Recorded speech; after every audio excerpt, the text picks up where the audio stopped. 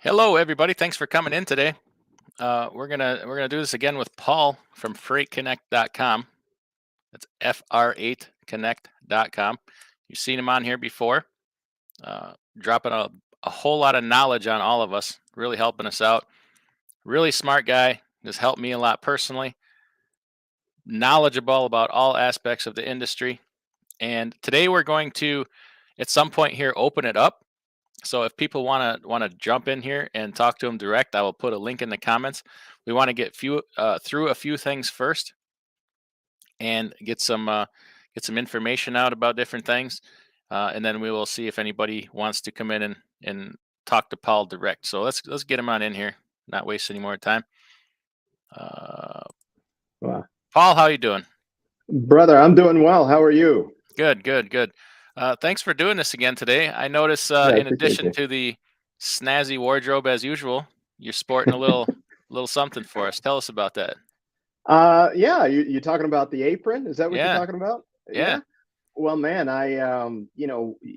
it's the new year, right? And the end of the year, a lot of people or companies or what have you, they may send out, little treats and what have you. And you might have to chime in on this. I wanted to send you my famous cookies, And right? you did. Because man, I really appreciate, our relationship and what we've been able to talk about, the things that we've been able to talk about, and all that good stuff. So I sent you through the U.S. Postal Service some cookies and chocolate chip cookies, and I think that, and so at any rate, that's what this represents. But yet Hmm. at the same time, we're talking about, sweet, right? I mean, I'm going to get one made. I'm going to get an apron made, and it's going to have Freight Connect on there and some other stuff, right? Nice. If people have some suggestions as to what I should put on the apron, I'd love to hear that. But it's all about baking sweets, okay? But the cookies I sent you, can you tell me? Well, maybe I shouldn't ask you this. D- did they pass? That's all I want Oh. to know. That's all I want to know. So, So I went on the road for a couple days when they arrived, right? Because they okay. were a little bit late. The postal service, doing their job. I was on the road for a couple days, and my wife called me and Yeah. said, "Your package came from Paul." I said, "Well, open it up, man, because he likes to send boxes of cash out. I got to see what this is." She opens it and she's like, Yeah. it's cookies." I'm like, "Well, you got to try these cookies." I said, "Paul is always talking about baking cookies for sport, for football games and stuff." And she tried them. She's like, "Oh my god." She's like, "There's no way he made these." I'm like, "Yeah, he makes them." So I'm like, "Save me some." So I get home and there's this giant box of cookies, like Yeah. giant. You'll notice today I'm about 2 dozen cookies fatter. And I That had some was not the company over intent. yesterday, and I put the last of them out, and I'm saying nothing about it. But my wife just put them out on the counter, and they're eating them. They're like, Yeah. "These are the best damn cookies I've ever had in my life." I'm like, Oh my "My God. my guy made them. Friend Oh of my mine made them." goodness. They're like, "No way." I'm like, "Yeah." Holy cow, Oh wow. those were amazing cookies. Oh I'm not wow. just rubbing your Yeah. leg. They were freaking great.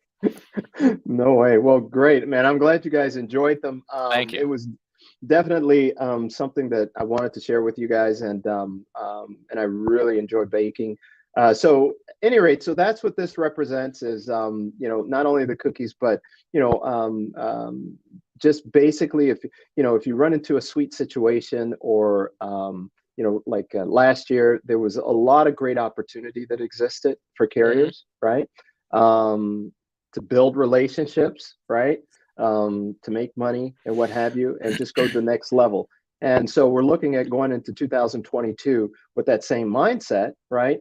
And so I plan to stay in the kitchen through 2022, because I think 2022 is going to be a year that carriers can really it can be a sweet thing for a lot of carriers this year.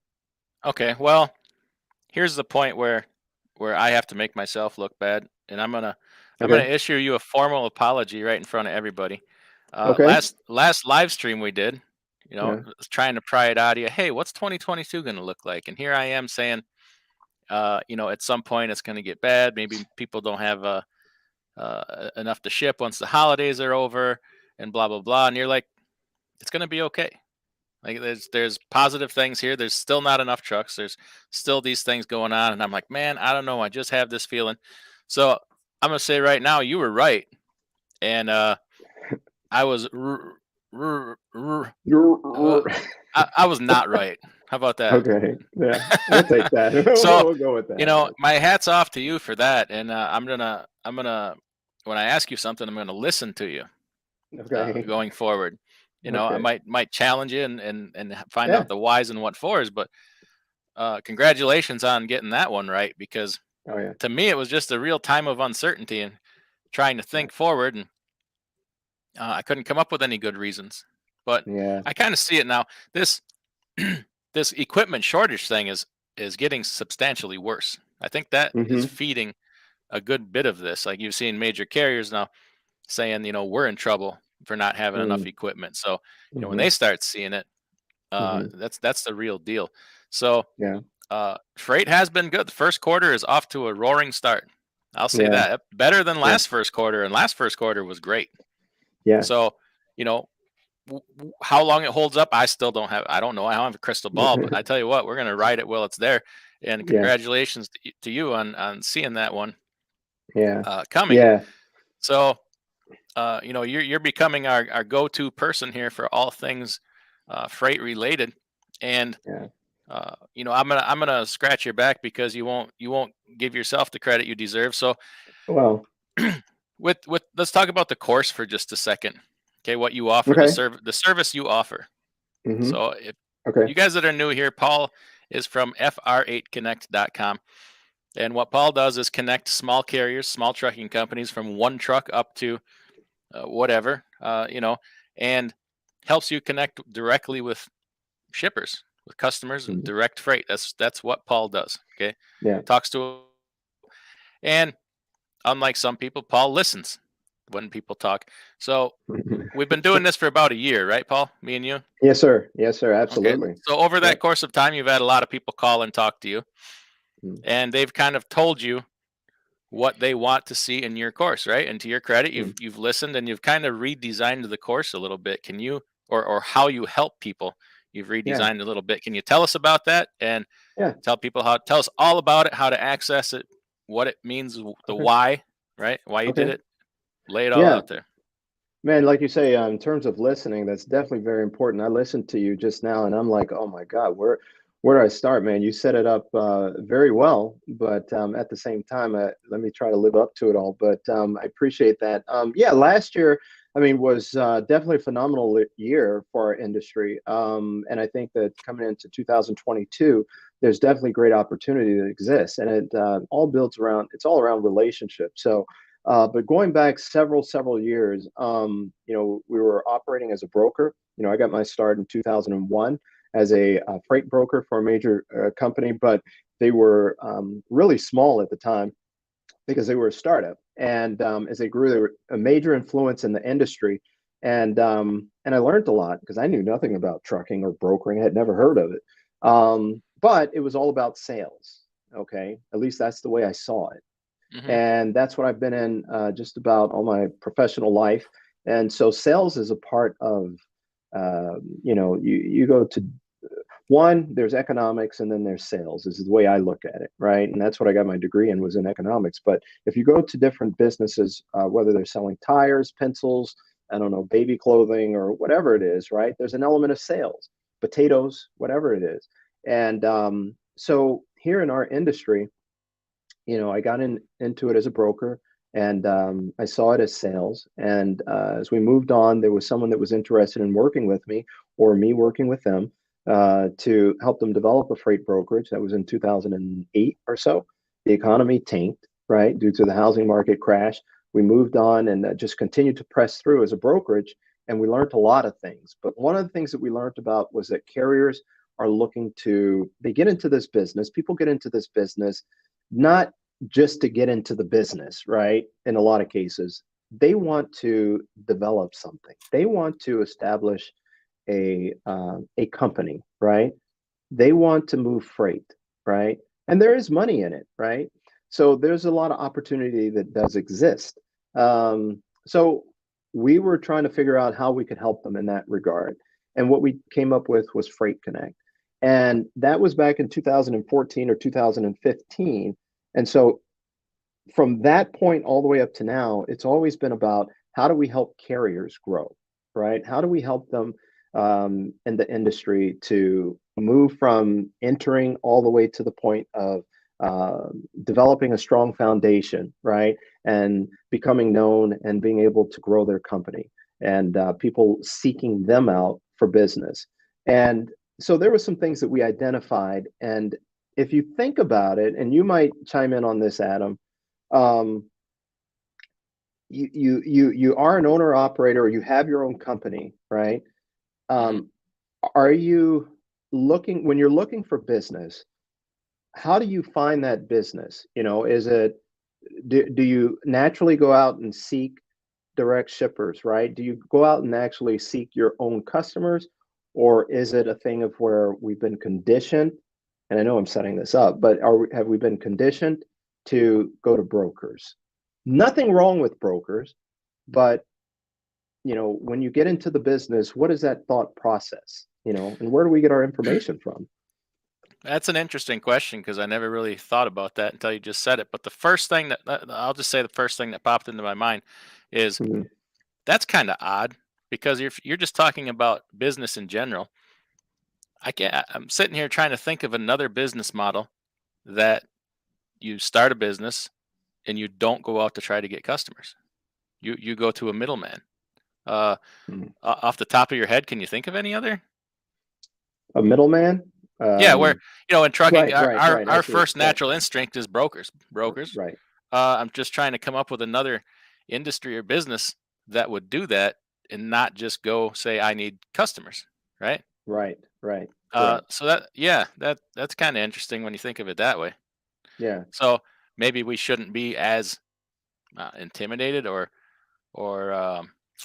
you know have an aversion to it. We should Mm-hmm. probably be doing more of it. Mm-hmm. Yeah. Um, that's my thought when you say something like that. Mm-hmm.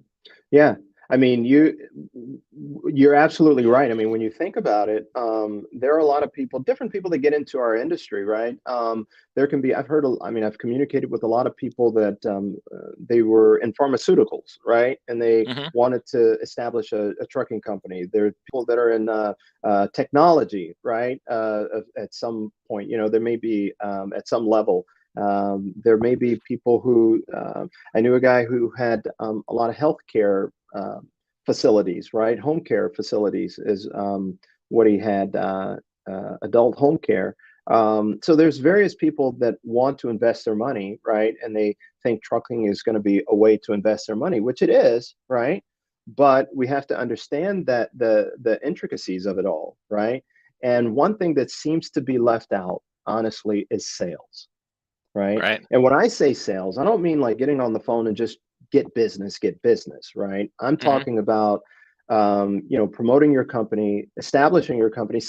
Matter of fact, thinking about your company, right? What is it that you're trying to accomplish? There's a lot of people that will think, well, we're all the same. We're providing the same service, and this is what what we do, and therefore I don't know. I guess lower rate. Okay, it seems like that would is what it would come down to. Who's got the lower rate, then you get the business. But the Service. You thing, want service also. service is huge. If we look at it from that standpoint, right? You can get to a point where think about this. You have five shippers, okay? And then my question would be, okay, five shippers. My question to you would be, when you say service, what does the service or service level look like for each one of those? What would you say? Um, it you have to provide a high level of service to each one. I mean, at a certain Hmm. point, if you're a small carrier like me, I had built a certain number of direct customers, and honestly, I told one, I says, I can't give you this level of service I need to right now, so why don't we just put this aside and come back to it later? I said, I'd rather not haul for you than provide you spotty, inferior service because I don't think I'm doing myself any favors. Hmm. Okay. It might be helping them right now in a time of desperate need, Hmm. uh, but that's not what I really want to be known as. You know, Right. uh, Right. so we'll come back to it later, and they're fine with it. They're like, I say, I get it, I get it. What does it look like for 5 different? It's going to look a little different for each one of them. Each one of them is going to measure it differently. Some might be, Hmm. 100% on time pickup. Some might be 100% on time delivery. Did you have the number of drop trailers here that you're supposed to have? Um, do you have the software you are supposed to have with for us? It can look Hmm. different for each one of them. Is Hmm. kind of what I would think. Right. Yeah, and Adam, I agree with you 100%. You've got 5 different shippers, and they're they they're not all the same, basically, is what you're saying, right? Yeah, yeah. But you don't know until what? Till you ask. Right? So, Yeah, you've got to find out. So you've got to build those relationships and find out that information and what have you. And then your company, you may find out that there is something that you're not offering that you need to offer, right? yes, That is going to attract these different shippers, but not just attract them, right? As you said, service, right? You have, like, if you put on your website, hey, we do this, we do that. My question is, I would challenge you, let's go back and look at those things that you say you do or you can do. Can you do those things? Can you really do those things? How can you stand on those things that you mention on your website? So if we go back and let's say we pick them apart and look at each one of those things, those are probably great things to offer, hmm but can you truly offer them? And not saying that you can't do it or it's a challenge. I'm just saying we have now an opportunity to get ourselves to that point, right? Let's right. work to that so that when we are reaching out to these people, these shippers, hey, now we're selling ourselves because we do offer these things and we can help you if that's what you need, right? Yeah, But we have to first find out what they need, I think the right? best way to sell yourself is under promise over deliver. Deliver Mm-hmm. more than you promised. Uh, over committing, over promising is they don't like that. You Mm-hmm. become seen as unreliable, Mm-hmm. and Right. it's a big deal to them. They want people they can Yeah. rely on and who can take the number of loads they said they did. If you can't take that number of loads, don't dare speak those words. Yeah. You'll be it's as bad as failing on a load or whatever when you're at a Mm-hmm. certain point. Maybe for some of them, smaller Yeah. customers, yeah, it's a little different. You can develop more interpersonal relationships, but um, under promise, over Yeah. deliver is what I would say. You know what? Yeah. What always happens when you and I talk is things pop into your head, things pop into I my know. head, right? Yeah, These I know. you Right. always call me on the phone, real quick. This will take 2 minutes, and then an hour and a half later, we're still talking, right? I So know. you talk about sales and Yes. finding out their needs. There is somebody in this industry, doesn't matter what their name is, who they are, and I don't think poor of them, but they offer a several day course type meeting thing where they cover several different topics, and I think it's in the neighborhood of $1,500. One of the things they have is a negotiations class. They'll bring you in and Okay. sit you down with this high level negotiator to teach you negotiating. But what I think is being missed here, you're kind of putting the cart before the horse. Like, Mm, what are you negotiating on if you don't even mm-hmm. have, it's all about negotiating rates, right? Mm-hmm. What are you Mm-hmm. negotiating on if you haven't even had the topic conversation of, can I service you? How can I Right. be of service to you? Can we come to terms on loads, all these other Mm-hmm. things, finding out about your company? So I Yeah. I'm not seeing anybody else kind of doing what you're doing. Is kind of what I'm Mm-hmm. getting at. But Yeah. let's come up to your service of what you do. Yeah. Kind of talk Got it. about what you do now, what you did before, how things have kind of changed based on Yeah. what people have asked for. Yeah, sure. I mean, in the beginning, with what we had identified years ago, like 2015, was that direct shippers, definitely would help carriers being able to develop that relationship and move freight for them. That's not a new concept, but it's just that we realized that a lot of carriers weren't going that direction in terms of actually making that happen, right? So for us, over that time period, and we evolved. We're currently at this where we're at right now is where we've been trying to get to. We provided direct shipper leads for carriers to follow up, reach out to those shippers. We would match them up based upon their equipment, based upon the area of the country that they wanted to develop direct shippers. And we would say, hey, basically, here you go, reach out to these guys, work to develop that relationship. Then we got to a point where we were giving them information to help them develop that relationship, right? Even if it was or what do you call it? A script, right? Then we got to the point where it was like, why don't we do it ourselves? We'll make the calls, we'll reach out, we'll be their sales team and what have you. And then at that point, we'll develop appointments for them so that they can talk to the decision maker, right? Have this conversation. And then we found out that, there's a lot of carriers, uh, still there was training that was needed, right? So that they understood that process, how to communicate with shippers, how to talk to them, and what needed to be done beyond that, right? In terms of developing the relationship, because the Hmm. relationship is not an overnight thing, right? Um, if you just think of personal relationships, they evolved over time, right? I mean, sometimes people are thinking, man, when we first met, it was, who would have thought that we would have ever become best friends? You know what I mean? So we have to work at that to develop that relationship. So what we had done was bring the two sides together.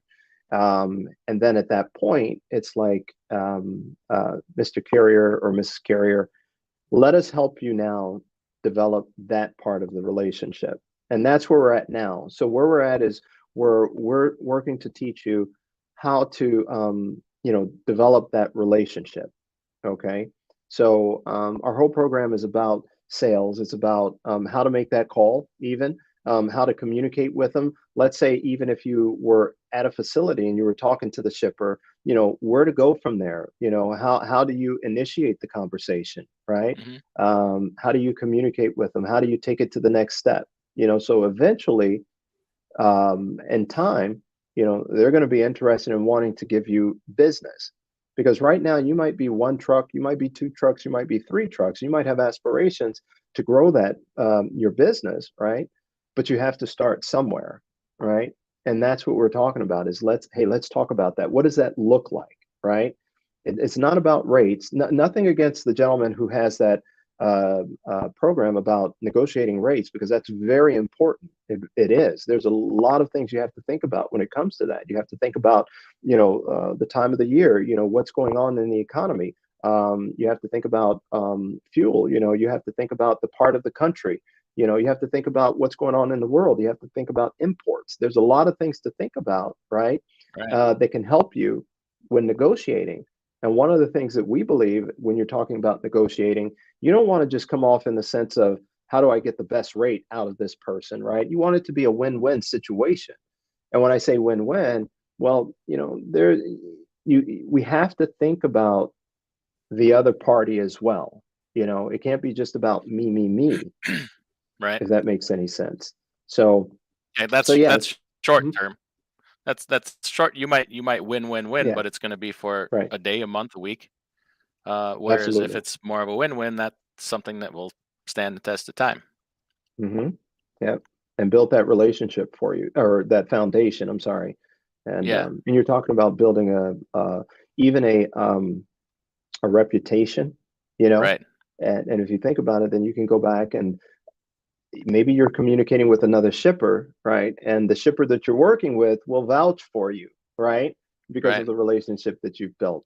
But it definitely does take time. But you can do it, it can be done, and it has been done. So that's what we were working now to bring to the table in our program, is to be able to teach carriers, not just carriers, but it can be dispatchers, right? Um, even brokers. I mean, there are carriers that have brokerages, right? And you're trying to develop opportunities. Um, those that are thinking about getting into the industry, right? Hmm. Because there's always that preconceived notion of things, about the business, because you've talked to this person or talked to that person, all these different people, and you might all you might hear about is the money, the money aspect, because right now Right. the money is good, right? Right. Right. And I've talked to a lot of people who are interested in getting into the business because of that. But if you're talking about getting into the business and really truly making it a business and growing and developing and, going through those hard times even, right? This is what we're talking about. We're talking about, how do you build relationships? How do you get in there and have those conversations? And how do you start the conversations? How do you take it to the next step? How do you take it to the point of being able to close them, right? Hmm. And there's a lot of things that we bring to the table within our program that help you. I mean, it's not just, hey, Adam, make a ton of phone calls, right? And eventually you'll get someone. But we even provide recordings in regards to actual calls that were made, right? And you get to hear what that sounds like, right?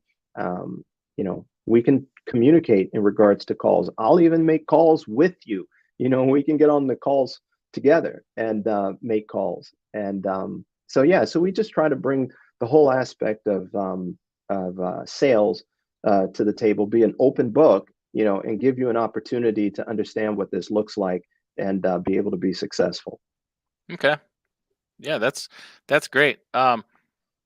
It how can people find out about this? You want to give your website or your email, and it's all on the screen right now, but some people are listening while they're driving. So Yeah, yeah. I mean, yeah, as you have there, I mean, I'm at paul.k, so paul.k at fr8connect.com. So paul.k at fr8connect.com. That'll get me as via email. If you want to go to the website, you can actually go to, which is the shorter one, www.fr8connect.com. And one of the tabs on there should say sales training, right? And you click on that and it'll take you right to our school, right? That'll have the program that is available. So fr8connect.com, click sales training, and it should take you right to the school. okay, excellent. Well, yeah, everybody definitely check that out. You use the word a lot, building relationships, and Hmm. um, in regards to freight and things. Yeah. I've been kind of using that concept, and I didn't really do it before I started Okay. talking to you. I kind of understood it, but I didn't really do it. Hmm. And I've been kind of using it in other things, as far as like even buying equipment, Yeah. and Yes. it's enabled me to get some reasonably priced equipment when we're all struggling. I just Mm. yesterday, no, not yesterday, the day before, I had I bought I got another trailer at a very good price, for what the market is right now, and it's just Okay. because I've been talking to this guy for going on 6 months, and the Yeah. week ago I went in there and sat down in this chair and face to face, and then what do you know? Hmm. 2 days later, he comes up with something for me, and Yeah. 2 weeks ago I secured another one from a dealer I've been working with, uh, a ways away, but calling every week and having a Yeah. conversation, and not just, hey, do you have anything? Okay, I'll call you next time. Or Yeah. we'll discuss what's going on in the used equipment market and what the future of it is like, Yeah. and blah blah blah. So it's been fruitful there. And then as far as a guy at a truck dealership, I Yeah. it's he's my first call, and now I'm his. So you know Nice. it's it's not perfect. Man, nothing is perfect right now. No. Right. It's kind of a situation where you take what you can get, Yeah. and but I tell you, when you do that, um, when there is no deals to be had right now, but when there is Mm. a deal to be had, you Yeah. stand a chance of coming across it, or somebody giving you the first dibs on it, or what have you. So Right. it's been uh it's been great that way. And Yeah. I even changed the way that I talk to brokers, and that's different too. When I call a Yeah. broker, I'll say, "Do you guys have anyone I could talk to regularly?" Rather than talking to a different person every time. And Mm-hmm. a couple places are like, "Yeah, yeah, we can do that." So that's helped. That's helped, and Yeah. it definitely helps when you need to get a problem solved. Um, Yes. Right. but in those regards too, we've had people ask in the past, "Well, why should I do direct freight?" I'm doing good with the brokers and this and that, and that's Absolutely. great. Do maybe you do both, but Something I Absolutely. noticed here recently is communication between brokers and shippers, or brokers and receivers. The communication seems to be at an all-time bad. It's just at Hmm. an all-time low. Uh, even brokers I've never really had a problem with before. Hmm. They're too busy for they can't keep up. They're too Yeah. busy for their own good. Even the big massive brokers, where they got hundreds of people, Hmm. they're struggling. Yeah. Uh, some of the blame falls on them, obviously. Some of the blame falls on the shippers or receivers. They're shorthanded. Hmm. Also, you have people that don't care Hmm. in the mix. But when you start cutting out some of them middlemen, Hmm. you can start, eliminating some things like that, or cutting Yeah. back, or having a bigger part in the process. So Yeah. it's just yet another reason people ask all the time, why should I? Well, there's a lot of reasons. That's Hmm. just a recent one I thought of, in Yeah. addition to the ones we've talked about in the past. Rely, something you can rely on when Hmm. times are tough. If you want to have higher volumes to build your company, all kinds of reasons. Yeah. I mean, if you were to play back what you just said, man, do you know how much I could take from that? I mean, there's so much that I just took from that. But to sum it up, here's the deal. When you're communicating with a shipper, right, all that you just said is fair play, right? From the standpoint of challenges that the shippers are experiencing now, right? And what you believe or expressing that you could provide in regards to service, right? I mean, right now, I talk to, I've got so many recordings of shippers that I've communicated with, and they've talked to me about their challenges, right? I had one carrier recently said, no, he's really not had a bad experience in regards to getting his business, his product, right?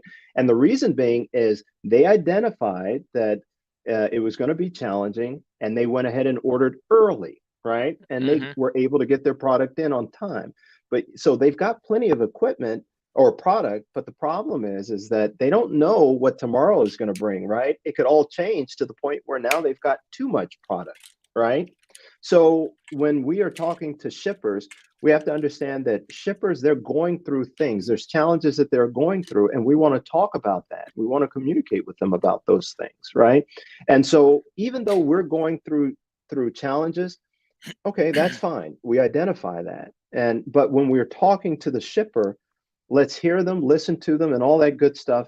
And if we're able to provide a solution to them, right, even though we know what we're going through, right, we can keep that in mind, the things that we're going through. We can even communicate that to them, and they'll be like, oh, okay, you understand the industry. Oh, you understand what's going on. Oh, you understand, right? And therefore they may even be more of an open book, and you Hmm. guys can have this realistic conversation about how maybe can we work together, right, to solve this problem. Not talking about the problems of the world, right? The Right. shipper is just trying to solve their own problem, right? And you're trying, not trying to, but you can position yourself as an option, or that one that can bring that Hmm. solution, right? Because we all are facing it, right? But I believe through it all, in the end, right, we can come out better, even if it's just for your company. Problems that you've dealt with. Try to figure out what the shipper is talking about, what they're dealing with, and all that good stuff, and try to bring a solution, to that. Even if you don't have the answer where you're going to be the solution, right? Maybe help them talk through it, because even in that could help you to come up with other opportunities or other solutions, other possibilities when you're talking to another shipper. And so my thing is always be solution oriented. Hmm. I mean, just think solution oriented. When you go through a situation with your drivers, think solution oriented. Be that type of person. And I think what'll happen is you'll find yourself attracting opportunities. You'll find opportunities in that.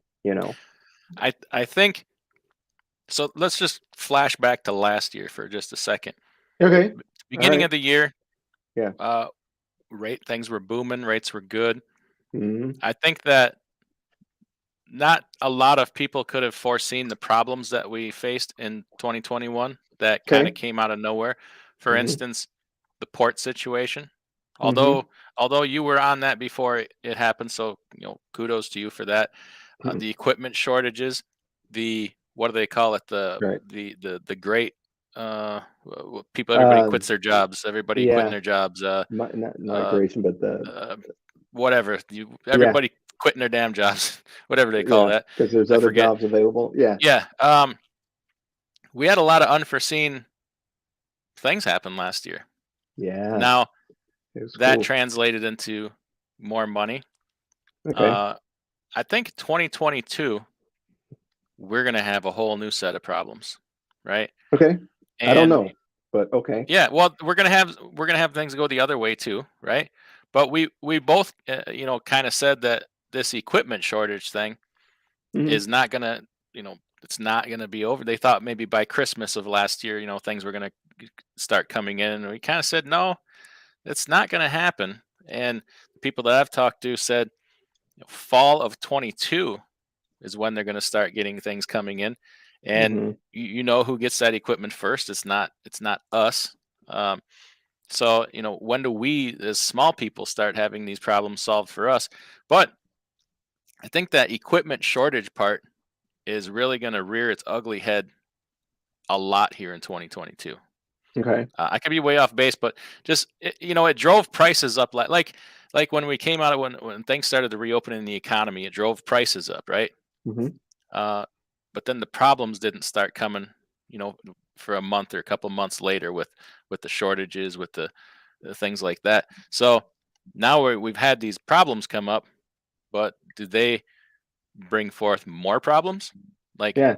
real, we already have supply chain problems, Yeah. but that equipment shortage thing, you're losing trucks every day through attrition, accidents, Yeah. getting too old, worn out, you can't Yeah. replace it. So Yeah. what kind of problems does this equipment thing put us in and drive? Yeah, it'll drive prices higher, 'cause prices will Hmm. continue to go up until something is done about it. Yeah. But what else does it bring that we haven't thought about yet? Man, I mean, one, that's a good question, but at the same time, I look at it from the standpoint of, looking at what we know, Hmm. and I think that's like low hanging fruit to the point where, we can make measurable changes, changes that are going to make a difference now. So, like you say, looking back over 2021, there was there's a shortage of a lot of stuff. And I think Right. one of the things you and I talked about, maybe we need to skip a season, right? Let's skip Christmas, not saying skip Christmas, but let's, in terms of the commercial side of it, right? And that's not going to happen.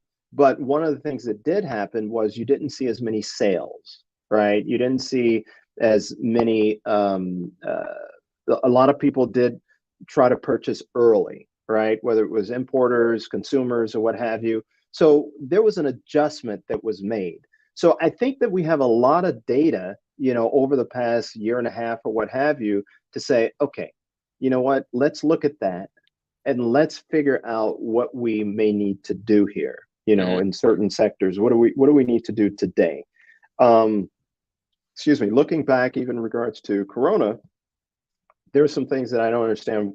I think there's just a lot of information. There's a lot of not consistent information that's going out there to try and deal with this thing, because it's like we run up against it and it's like, okay, masks off. And then all of a sudden we got to wear a mask, right? Because all of a sudden there's Delta, there's Omicron, or whatever there is. So, but we have enough information to tell us, hey, here's what we probably should do, regardless of whether, um, you know, uh, Delta's going away or this other thing is going away. Now let's make this shift so that the economy can thrive. I mean, the economy is on fire right now, right? And there are different things that can happen that will continue to make this economy burn the way it is, right? And I don't think that we need to so much focus on how do we keep it going, right? I think that we need to provide a consistent message throughout this whole process. Now, when I say that, all I'm saying is this, is that if we don't provide a consistent message, people are going to be so confused. We're so confused about the labor market. We're so confused about, the price of fuel. We're so confused about, volume. We're so confused about schools. We're so confused. There's so many things that we're so confused about. And I don't think that we should need to be confused. There's enough information out there to tell us what we need to do, and just provide a consistent message. So where are we at today? Today, I think that one, there's a lot of people, we've had a lot of money in the banks, right? And we've spent it as well. I think we spent it through the holiday. There's data coming out that I think indicates that we have been spending money. As a matter of fact, when we put out our newsletter some months ago, we talked about this, what this quarter was going to look like. So we're spending money. We had a lot of money, but guess what? That money is going to be gone to the point where we need to replenish that savings, right? So I think eventually people are definitely going to be looking for jobs, right? They're going to Hmm. be needing to find jobs. But they will still spend money, but I don't think to the level that it has, that they have been spending money as consumers. But you have businesses that are thinking, you know what, I need to get inventory in. Although I need to raise my prices, I need to have inventory in so I can retain customers. We want to retain customers. We have to. If we don't, they're going to go somewhere else, right? So there's a lot of freight that's out there that needs to fill the shelves. And when I say out there, it's on the water, right? It still needs to come in. Some of it is old freight, right? I mean, Hmm. it's from the previous season. You may see deals coming up. There may be sales that'll come up, to get rid of that product. You have warehouses, right? They're still being built. I talked to a company, that's what they do. They build warehouses. She said they're on fire. They continue to help build the Amazon, Costco, and things like that. So right now, up through, at least the way I see it, through the middle of the year, there is going to be this push. There's still going to be this continual push. If it's not just the consumer that's igniting it, I think businesses are going to be the force that's moving all this product, Hmm. right? And so then our industry is definitely going to be in high demand all the way up through at least the middle of the year. You get to the next half of the year, that's going to take its natural progression in regards to looking at fourth quarter, right? So that'll take care of itself. But I think that we're still going to look at this high demand through the first part of the year, right? Um, so with that said, I mean, I know we still have inflation and all that. All these things uh, involve inflation or have an effect in regards to an impact on inflation. But the thing is that again, semiconductor chips still an issue. The auto industry. I was hoping I had a buddy. I was hoping he could come on and talk a little bit about that because he's in that business. But the auto industry, they're still looking at shortages in regards Hmm. to product. They're looking at manufacturing, not maybe taking away features, right? So that they don't, so they can produce more product, get it out, and therefore they would need less semiconductor chips. So this whole thing is impacting everyone. So I just look at the first quarter, first half of this year, really as us as carriers being able um, to be prosperous, right? You just gotta develop those relationships. Right. There's a lot of opportunity. Something interesting.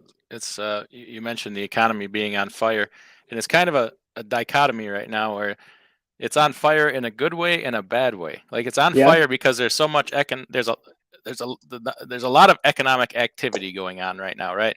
yeah, Which is good. That's great for us. The other side of it is like the inflation has got, man, this inflation is it's getting us. Like yes, sir. we're seeing it everywhere, which it's not.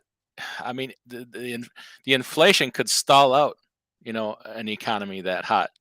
So, it's you got a good fire and a bad fire burning at the same Hmm. time, and which it's kind of wait and see which one wins, right? Um, but either way, No, it presents opportunity. right. That So I mean, I think you hit it right on the head, man. yeah. I mean, it's there's there's there's a lot of demand right now for products. There's shortages. There's trouble moving things, Hmm. and the prices are going up. I mean, that Hmm. makes opportunity for us. So, Hmm. there's a lot of different ways to look at it. There's always going to be good things and bad things Hmm. happening at the same Hmm. time. You just have to find that middle part where you fit in and go get the opportunity. Yeah. Yeah, I talked to a guy and he was like, he called me and he was like, "Hey, Paul, just wanted to talk to you. Hey, this is what I'm looking to do. I have this opportunity over here in regards to this shipper, right? I've been moving freight for them, but they have more opportunity. But I'm trying to figure out how to finagle and get in there and actually be able to be a part of the bigger picture, right?" And so he and I talked, and in the end, he said, "You know what, Paul? I need to step back because I didn't look at things in that way. I didn't necessarily see it from the standpoint of how what it is that they need, right? And how I can support them in what they do." And he said, "I've been in the business for like 20 years, and I've never looked at it from that perspective or from a sales perspective in terms of, how can I be a benefit to them, right? It was always Hmm. about me, about me, about me." And so my point is that you're absolutely right. There's opportunity out there that exists. And so if we look at it from the standpoint of um, even from the other side, and I'm talking about whether from the consumer side or the shipper side, how can I play a part to support them, right? Right. We may find ourselves in a situation where we're helping others, right, and it's actually benefiting us. Because, and let me ask you, Adam, because I think you and I may have had this conversation, but I know I did with someone a while ago last year. Um, I was saying that industry, our business as carriers, we don't dictate anything. No, no. That's the way I see it. We, and this isn't a knock, but we think we do. Okay. Okay. And because right now we can say we're in a position of power. We're benefiting from circumstance. We are greatly benefiting from circumstance. When that circumstance changes, Yeah. uh, we're going to find out that we're not the shot callers, right? Um, you still have choices. We all still have choices. Like we Yeah. can choose, even with the economy thing, we can choose to participate on this side. We can choose to participate on that side, or Right.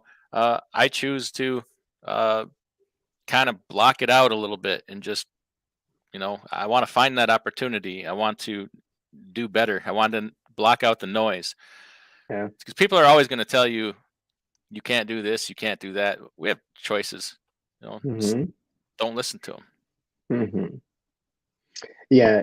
It's there's where if you look at the economy, okay, transportation has been around forever, right? It doesn't Right. matter if I just took a thing, right, and walked it over to another place and delivered it, right? That's a part of transportation, right? And there's logistics involved in all that. But here's the thing: we come to today, transportation still exists, and the only reason why it exists is because there is a consumer, right? They have a demand for something, and there's someone that's willing to fulfill that demand, right? Right. So we're in the middle of that, helping to make all that happen. So when the economy is doing well and things are moving around, we're doing well, right? And Right. there's people that want to get into our industry. When things are not going so well, it's time to complain, right? But it's not that. I mean, who are you? What are you going to complain about, right? Is it because the consumer doesn't have a high demand? I mean, think about it. If they're not demanding a thing, then things aren't moving, right? So, so that then rates go down, right? And Hmm. there's a lot of different things that happen. This shipper's not giving me as much freight, right? So knowing about these different things, um, we can look beyond today and maybe see where things are headed, right? What's going on? What's going to happen within the market? And then we can make our our decisions as to what we're going to do for our business, right? So as far as that goes, we don't determine what the economy is going to do. We don't determine how much how busy our industry is going to be. But we need to be in key with the different factors that play that determine how our industry is going to be in demand. So my point is this: what I believe is that we definitely need to do is be able to sit back, look at different factors, look at different things, look at different, uh, um, listen to our shippers, listen even to brokers, try to find out, develop those relationships, find out what's going on, and that will help us to make better decisions for our own business. That and that way you'll find yourself. Um, from January 1 to December 31st, you may find a lot of growth has happened just because you've been focused in that way. Does that make sense a little bit? It does. It does. And Yeah, keeping that focus can be a challenge, right? that's true. Especially Yeah, when I like agree. things are crazy right now Yeah, in I agree. life, in business, in politics, in everything. Things Yeah, volatility is just crazy right now and everything. And it's yeah. hard to sometimes put that aside and keep focus of, okay, people are still going to eat. We're still going to do these certain things. We still need things at the store. You know, Hmm. uh, business is going to be done. Yeah, Sometimes it's easy to think that the sky is falling when yeah, one certain thing happens. Don't get me wrong, bad things happen. They do, yeah. and Right. people want to make changes. Um, but I find most of the times, if you, it's a lot of it's noise. It's just Mm, it's noise. right. The news needs you to watch them. They They make need people to money. watch. So Absolutely. they're going to sensationalize every little thing. I think it's Hmm. proven that they're going to lie about just about anything. And if a puppy falls in a well somewhere, that's going to be 24-hour coverage of it. Until that puppy is out. But if you can just put all that aside, Hmm. it's going to help keep that Yeah. focus, and Right. you'll make better decisions. Yeah. We all have a choice. So Yeah. um, I Yeah. think I think 2022 is going to be just as turbulent, if not more, and uh, volatile and turbulent. Just different things happening, as 2021 does. So it's going to be Hmm. more noise.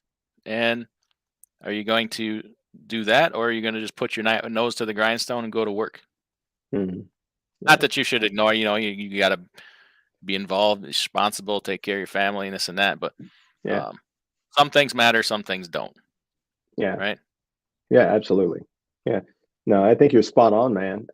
It's like when you look at it, we make resolutions, and I've dealt with this obviously year after year. Some people say, don't make resolutions. That doesn't, I don't know. That's, I guess, stupid to do. But at the same time, I look at it as, you come to the new year, at least in our industry, people slow down, right? You have the holiday and then everybody slows down, right? Everybody goes on vacation for a while and then it starts back up. And that's cool, right? That happens year after year. This year, I mean, freight volume is just ridiculously high, right? Yeah. At a different level. It's still following the patterns of years past, but just at an elevated level. So as you said, you know, there are things that we don't, you're not going to ignore your family. You're not going to ignore relationships and what have you.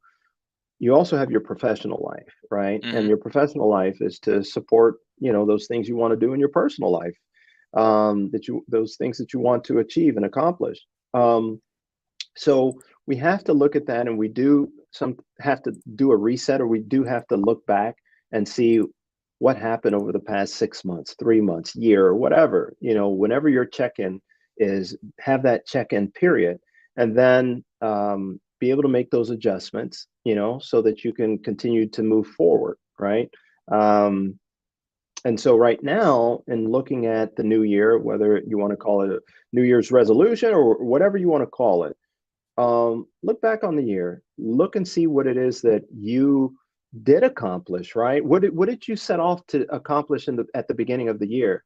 Where did you end up in the middle of the year and at the end of the year, and what made those changes, right?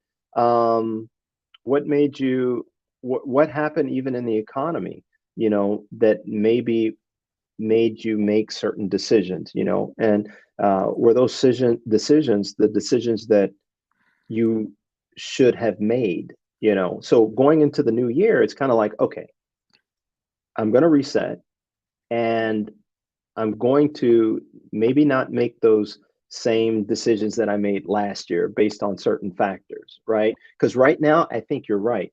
We're going to get a lot more of the same as we got last year, right? It's not because we come into 2022, all of a sudden things are going to magically change.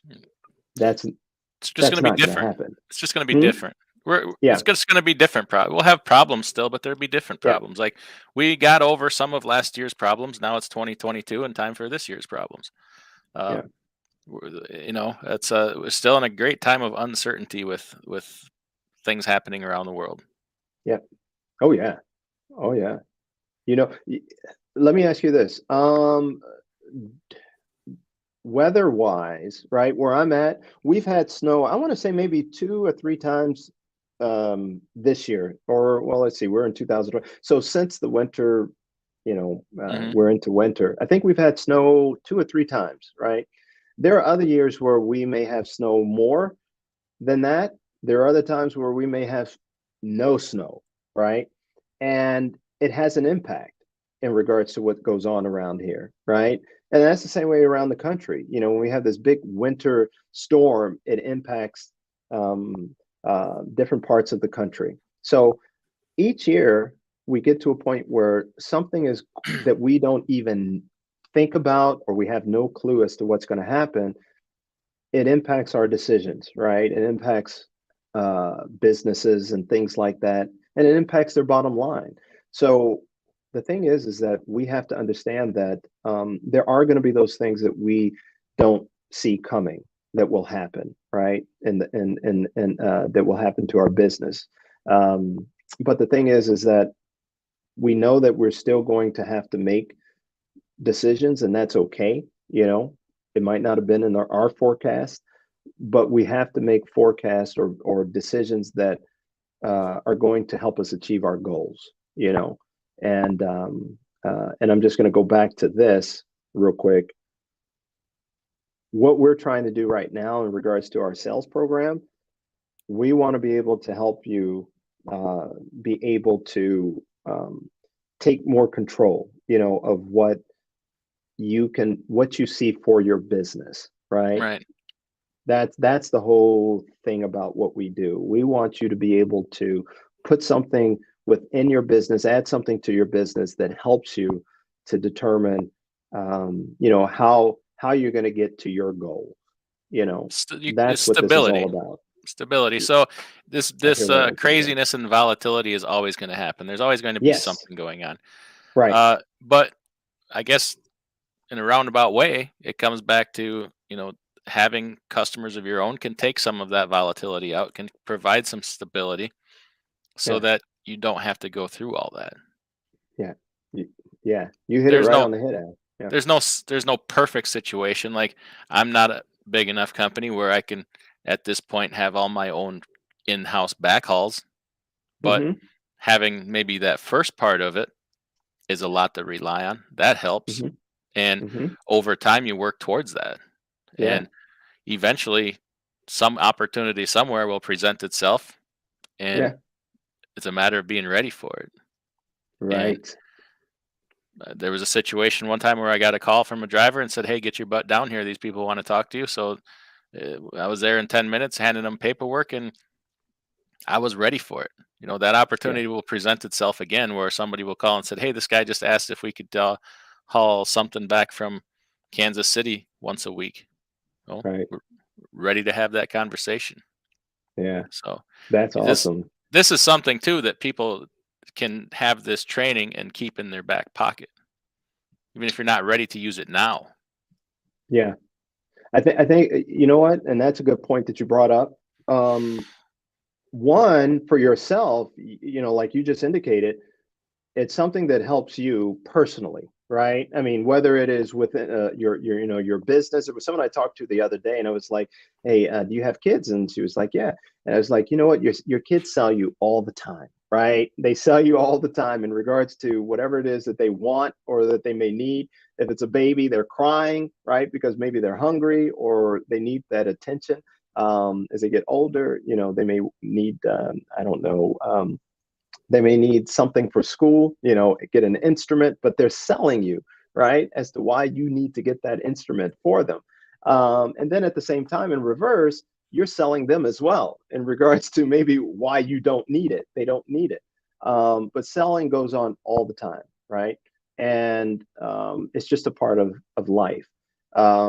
So, in regards to being able to, develop your business, um, it can be in regards to finding trucks. It can be in regards to getting finance for your business. There's an element of sales that exists. If you're looking to bring on drivers, there's an element of sales that goes on, right? So you can use this in a variety of ways in terms of the skills of selling, right? So you want to grow your business and find opportunities. Sales is what you need. So if you're at the point of being as someone who wants to enter the industry, someone who is a carrier, has a brokerage, um, uh, is a driver, this can definitely be a benefit to you now or in the future. If you want to grow your company, there are other people that may come onto your company and you want them to be trained. You can use Right. this program to train them, and so that everyone is on the same page. Okay. So it's yeah. And sales is not the easiest thing. So No, no, it's definitely an art. And I hear people say, "Oh, yeah, well, maybe in a year or two, I'll look into something like this. I'm not quite ready now." There's no harm in, learning it now, practicing. oh, Practice over, practice having conversations in your head. So when it is time to hit the ground running, you're trained up, right? yeah. You're Oh yeah. practiced. You've thought of every scenario. Part Yeah. of sales is listening, right? Let's $100%. give them a little sneak peek, right? A big part of sales is listening. Yeah. So you said to me a couple weeks ago, and we were talking about having this next talk here, and I said, "Well, what do you want to talk about?" And you said, Hmm. I want to know what people want." Right? You Yes, I said did. to me, "I want to know what people want." Yeah. So, uh, people watching, people in the chat, tell Paul what you want from him. Like, how can he help you? The man's perfectly capable. Like, what do you need help with? In fact, I'm gonna put the link in the chat right now, and if anybody wants to come in and talk directly to Paul, ask questions or what have you, uh, feel free to click on that link. All I ask is that you are not driving, because I don't want to be responsible for that, and have something to talk about, have something to ask him. So if you want to do that, uh, absolutely welcome to. Uh, Yeah. what else were we going to get into today? Is there anything else you want to lead up to here? Today is what is it, Sunday? All right. And we don't have to get into this, but I just wanted to mention tonight there, I think, well, Central Time, I think it's like 7:15. There is a football game going on, and so the Chiefs will be playing, and so people might want to tune into that. So I'm sure there's a lot of football fans out there. I don't know how many are Chiefs fans, but so I just wanted to mention that that will be going on. So outside of that, Do you think they're going let's to see. win though? I mean, let's be real. Whoa, wait a minute. Let's back up a little bit. Is it your birthday? By the way, I've been sitting here the whole time thinking, is it your birthday?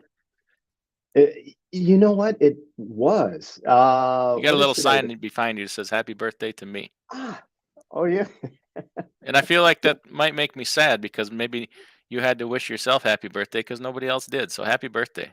Oh, it's not that bad here, but yes, absolutely. Thank you. I appreciate it actually was about 10, I think 10 days ago, or is it 5 days? 10 days ago, about 10 days ago. Yeah, absolutely. I appreciate that, man. Thank you. Yeah. No, it's not that bad. It was good. It was good. I appreciate it.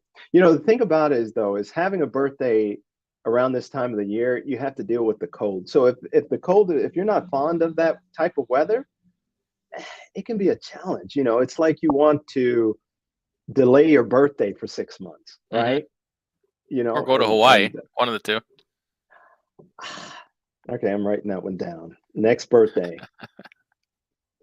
So next B day. last January, Yes, sir. December or January or whatever, we probably did our first live stream somewhere around that Yep. point. I don't remember exactly. February, January. Yep. A lot has happened between now and then. Boy, has it been.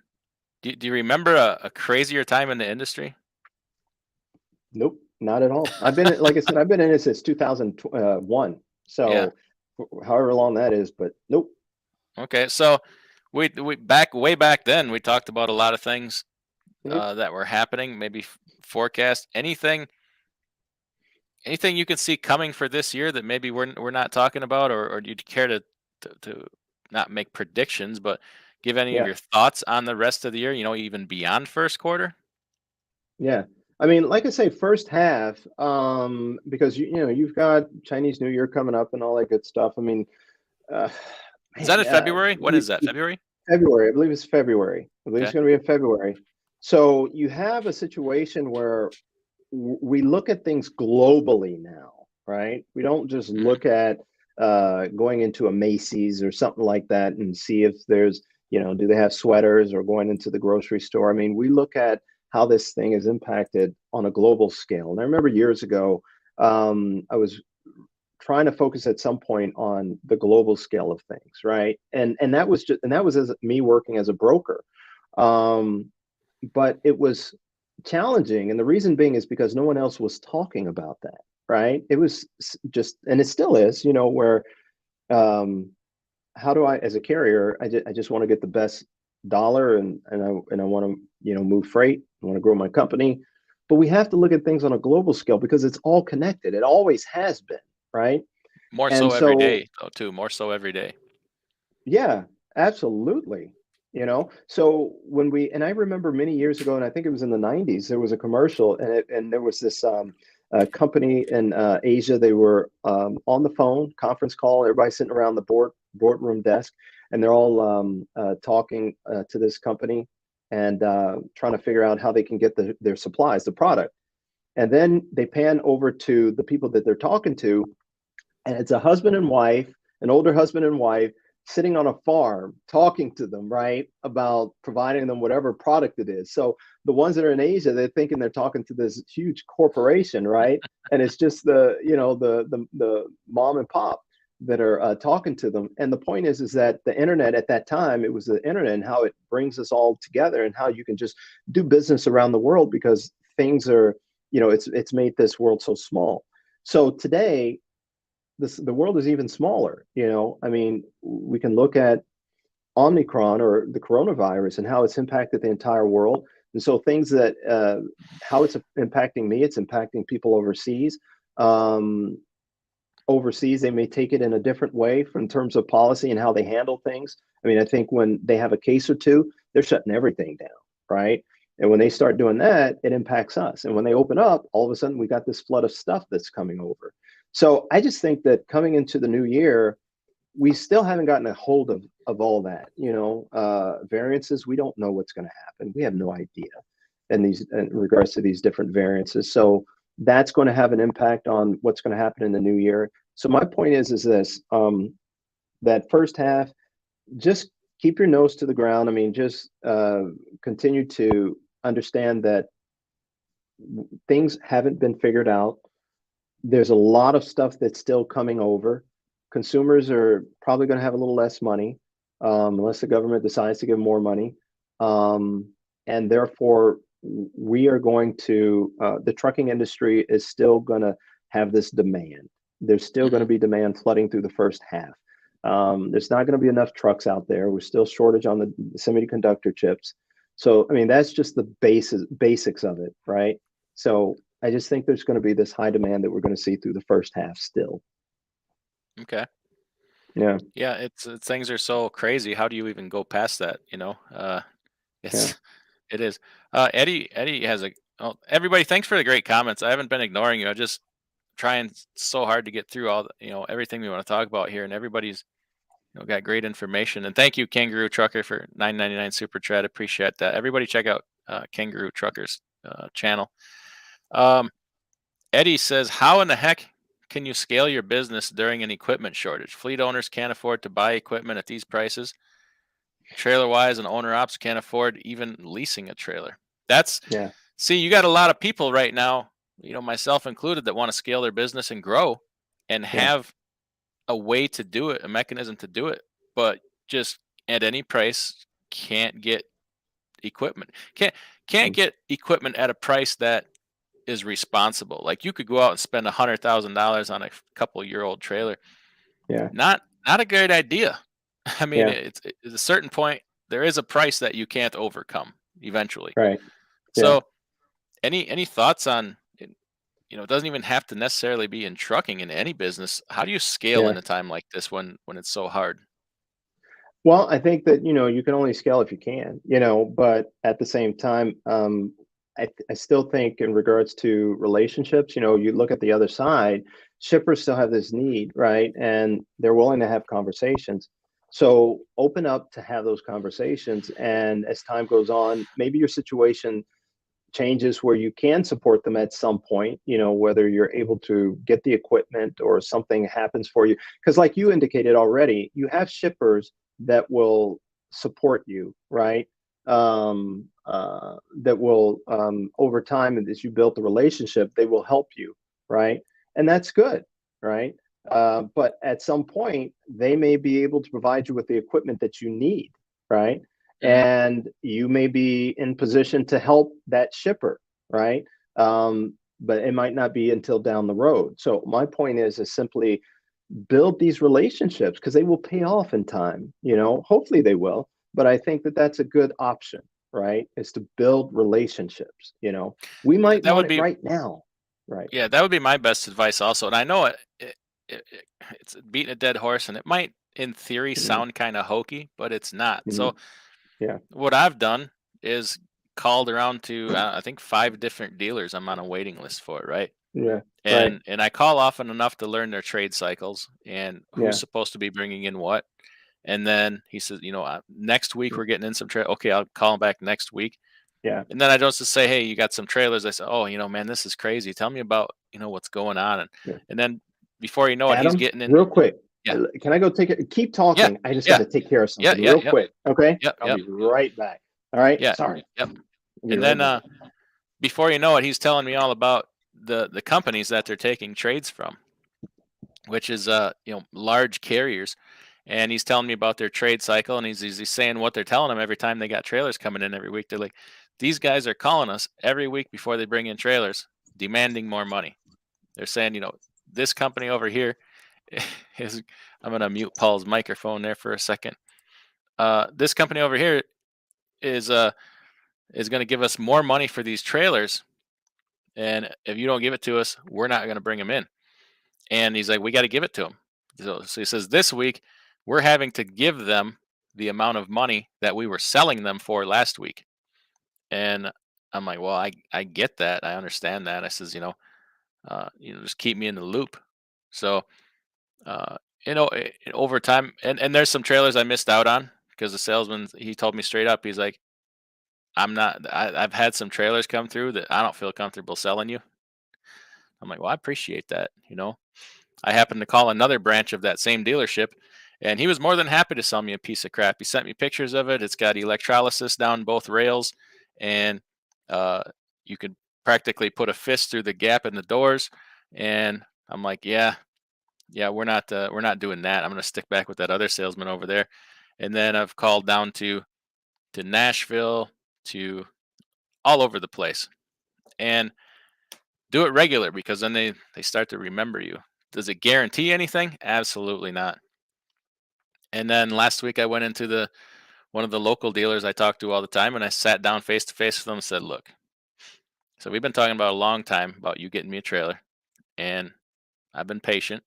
And I said, "I really need a trailer right now. You know, I had one go down. I really need to replace it." And the next day he's calling me, "Hey, you know, we had something come in 100 miles from here." I went and looked at it, and I said, "Yeah, we're gonna pull the trigger on that one." So, all right, Paul is back. Yeah, sorry Good about deal. that. Yeah, no problem. Sorry. Anytime. And that's kind of how it happens. And then the dealers, you know, the everybody knows the trucks I've been buying. We talked about that a great deal. And also, when you go to deal with these people, just no nonsense. You know, if you're a serious buyer, you know, Hmm. be ready to pull the trigger. When I go in, look at a truck, either say yes or no, not him and haw. At this point, we all know there's not much negotiating going on. So let's be prepared to pull the trigger on it. Uh, or you know they'll call somebody else first. So Hmm. he has a set of criteria. When a truck comes in that price range, Yeah. he calls me first, and I don't say no yes to everyone. I just tell him, you know, I'm not looking right now, and then he moves on to the next person. But Yeah. um, that's been fruitful.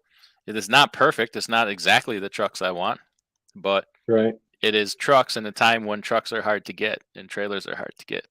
Yeah. So Yeah. yeah, You know what? I had a question for you, if you don't mind. yeah. What do you look, not your prediction for 2022, right? Hmm. But let's say by December, we don't even have to go that far out, but even by June or so, what do you want to accomplish by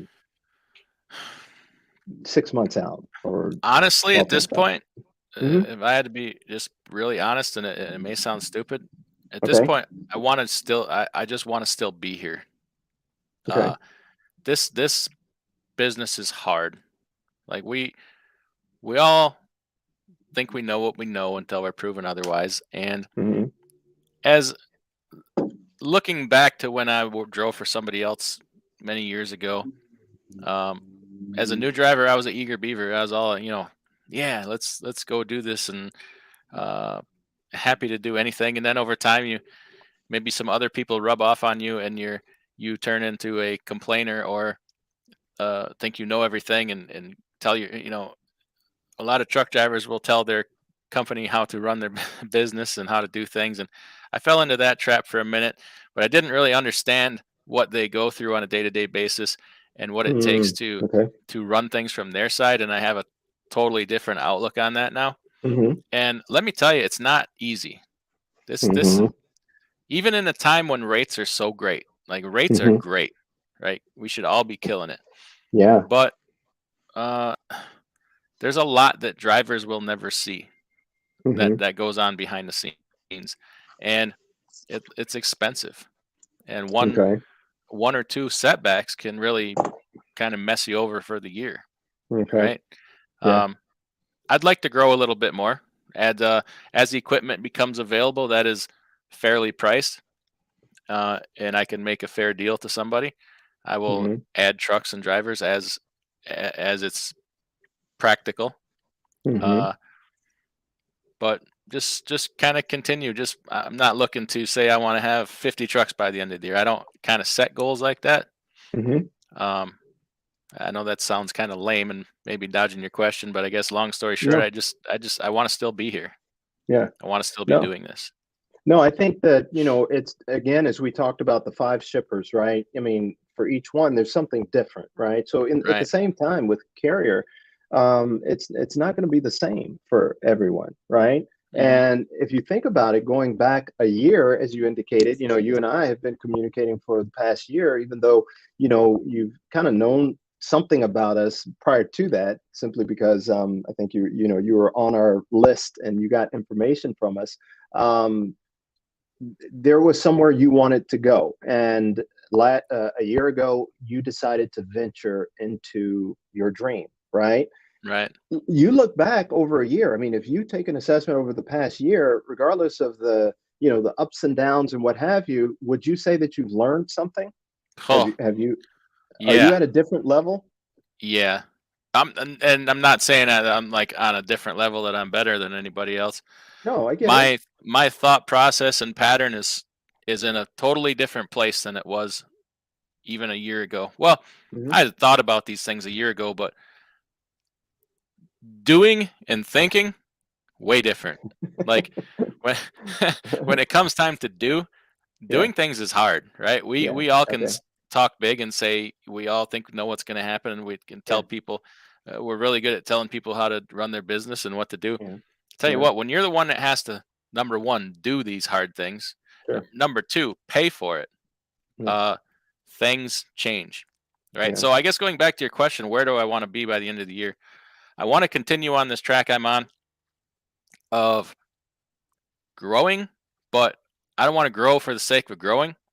I want it to be the kind of growth that lasts.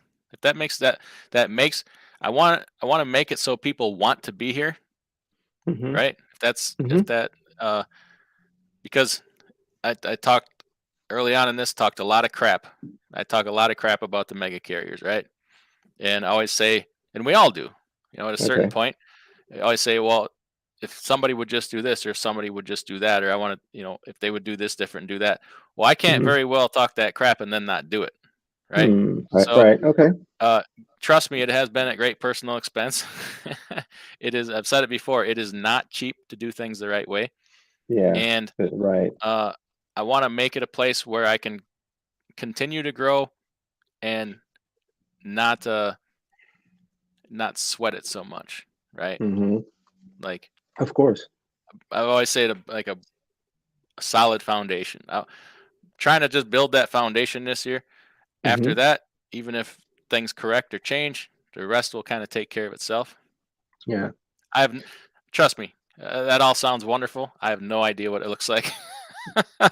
Well, I mean, I think that it's never, it's never a, if I put it out there, it's not going to actually go that way. You know what I mean? It's not going to, you have to travel your own journey, right? And that journey, it's going to take you somewhere, but yet there's going to be rocks in the way. There's going to be all these different things that are in the way.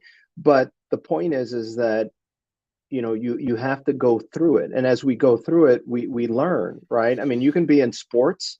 I mean, I was in sports, man. When I was in sports back in the day, I mean, my journey is different than obviously those at the elite level, but at the same time I had to go through something, right? I had Hmm. to go through learning the sport. I had to go through, because I was not the best, but I tell you what, I was definitely determined, right? Right. I mean, it did not matter. I mean, I'll give you just a little insight. I did go to college and I played at the junior college level. I might have had the opportunity to go beyond that, but I didn't know about taking care of my arm. I was a pitcher. I played baseball, right? But I did whatever I needed to do to be on the team and to support the team, right? We would go through practice. I was always the one in the front. I was running, leading the pack during practice. Everything that we did, I had to be at the front because I wasn't the most talented, right? But it trained me, right? It taught me certain things, right? And it Hmm. taught me that, whether I'm in a group or whether I'm an individual, right?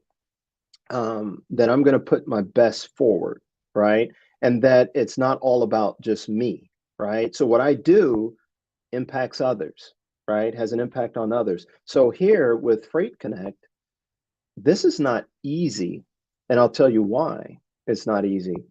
It's not easy because, everyone may not see it as the same, right? Hmm. People have their own ideas. People have, their way of thinking. And when you're communicating, especially like, one person at a time, um, you may say the same thing, but it's one at a time, right? So it becomes a challenge in doing that, and you would hope that you could talk to a great amount of people and be able to dialogue in that way. And that's one of the reasons why I really appreciate your platform, and I think the people that listen to you, they definitely respect you, and the information that you bring is is true. I You don't know know what I'm about saying? that. I don't know. I don't know about that. You don't see some of the comments in some of my videos, but yeah. Well, first of all, let me say I'm putting a link here. Anybody that wants to come in, Paul wants to hear from some of you that have questions, or Paul wants to know what you guys want to hear from him. What you would like to see him do or provide. So I'm dropping the link here, or you're welcome to comment. Anybody Mm, wants to come in and just drop in for a minute and say hi or talk to Paul, you're welcome to do. Also, all I ask is you're not driving, because I don't want to be responsible for that. And back to Paul. Oh, Tennessee Orangeman. Oh, thank you. Yeah, he he's leased on. Okay. You said things in the way. Well, mhm. something that's in the way for me right now, and I mean, it's not necessarily bad, but it's this spot market, right? So we're Okay. trying to, in regards to temptation. uh, Okay. yeah, that when you see, you know, trying to haul more direct freight and all that, we all know that, and the rates are good. I have great rates on my direct freight, right? I Mhm. cannot complain about that. But doggone it, when I see these spot market rates, sometimes Okay. I Yeah. can't help but take it. When I should be taking that truck and putting them on a customer load. When I see, Mm, yeah. some of the I don't want to give away.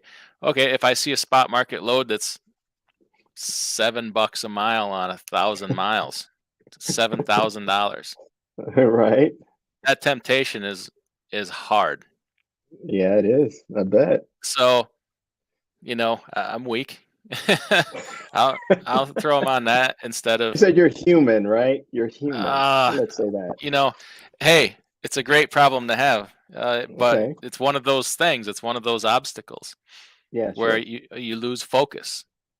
Uh, you take some short term gain for to please yourself instead of staying focused. But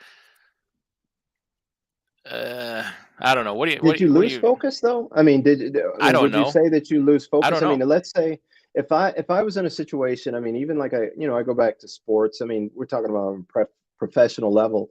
You've got these guys and gals that they have an opportunity to do what? To make a lot of money, right? And to provide for their family and what have you. And they may take this situation over another, right? Because of that, right? So, I mean, that's still that decision that is made is not that it's so far-fetched and that we're making a wrong decision because I mean, we want to be true to the business, and at the same time, we do have our family to support, right? And we Yeah. do have you do have obligations. You have your drivers and things like that, right?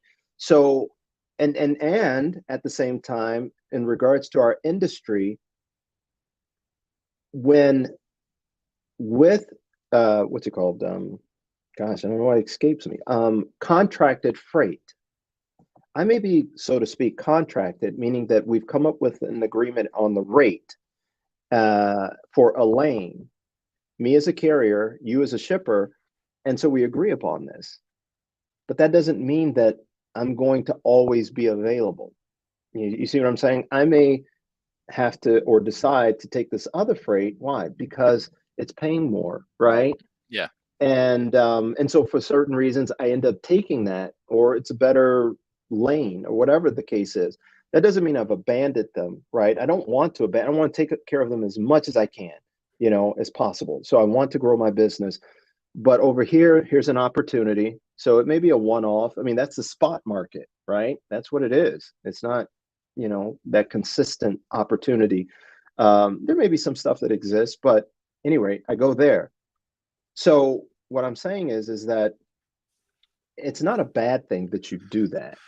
You know what I mean? It's not a bad thing. $7 a mile? Come on now. You know? Oh, I'll I tell mean, you all about it. You want to hear about it? yeah, yeah, yeah. Because I don't know about it. What's up? What Actually, happened? I have something here for the people that hung in this long, right? I'm gonna tell you a little secret. You're gonna get a little nugget here. Maybe you already know, but maybe you've never thought of it this way. So recently picked up a new direct shipper in the last couple of weeks. Well, it wasn't through anything smart. Well, it's not anything smart that I did, right? So the holidays, the holidays talk about bringing about opportunity, and opportunities are going to present themselves this year with this hot Opportunity. market. It's going to bring about some opportunities, and this one you might not have thought of. So I had a couple guys that wanted to work the holidays, and everybody No one else try this was. out. What's that? Hmm. Oh, I'm sorry. I was just saying a Oh, lot of people went on vacation, so there weren't yeah. a lot of Oh, yeah the opportunities. money was Yeah. gross. It was Hmm. gross. Yeah. So I had a truck in Chicago on Hmm. Friday. Was it New Year's? Is that New Year's Eve? Friday? Yeah, yeah, it was. Yes. Yes. And I'm like, we're gonna wait to book him a load because we're gonna catch him a gold mine of a load, right? Hmm. And you'll see now in a time when they're desperate for trucks, you'll see people post loads on the load boards that you don't normally see. And Hmm. if you look into some of these, they're direct shippers. Direct Oh, shippers, really? yes, direct shippers will post, especially around the holidays, Thanksgiving, Christmas, New Year's, sometimes Easter. Easter, they're not so excited about because it's a Sunday. If you see brokers posting that you've never seen before, click into their information and look. Some of them are direct shippers. So I found this meat customer out of Chicago. It's a oh, I can't even give the name. What am I thinking? And they got loads, their LTL loads going out east every week, Hmm. right? Hmm. And Hmm. we caught a heck of a rate on one of those, and it was above $7,000, and had a few stops on it, but it was No. gravy, Yeah. you know. And Yeah. and we did the load, and the guys like, "Hey, you did good on that." Well, guess who's calling me next week? This meat company, right? So Yes, sir. Yes, sir. uh, it's also recognizing the opportunity when it's there. So all you guys watching that run the load boards, Wow. be You just gave a even if you're nugget, not man. working, if you're Yeah. not working, at least get on the load board on that holiday, maybe Yeah. Christmas Eve or whatever. Check some of the Mm. names. Grab their phone number, Yeah. right? So you could call them later on. So that's what Yes. you get. That's what you get for sticking around an hour and a half into this live stream. Now let me tell you about Man. now let me tell you about this other load where I Okay. talked about the temptation. But it was well, shame on me first of all. So last Never week I start got a guy positive. in Minnesota, and Yeah. we're looking for a load for him to get him out of there for the weekend. And I see this load posted, and I'm like, I recognize that name. So I called them, and they're like, well, here's the load, there's the load, and I put a high price on it, $8,000, and they You didn't and want to they do it. and they took it, and they took it. No, they took it. Wow. She even took a couple stops off the load so we could get it done. Wow. And anyway, long story short, I'm like, oh, I've hauled for these people before, and they're a direct shipper, and I forgot to call them back. I've dealt with these people for direct.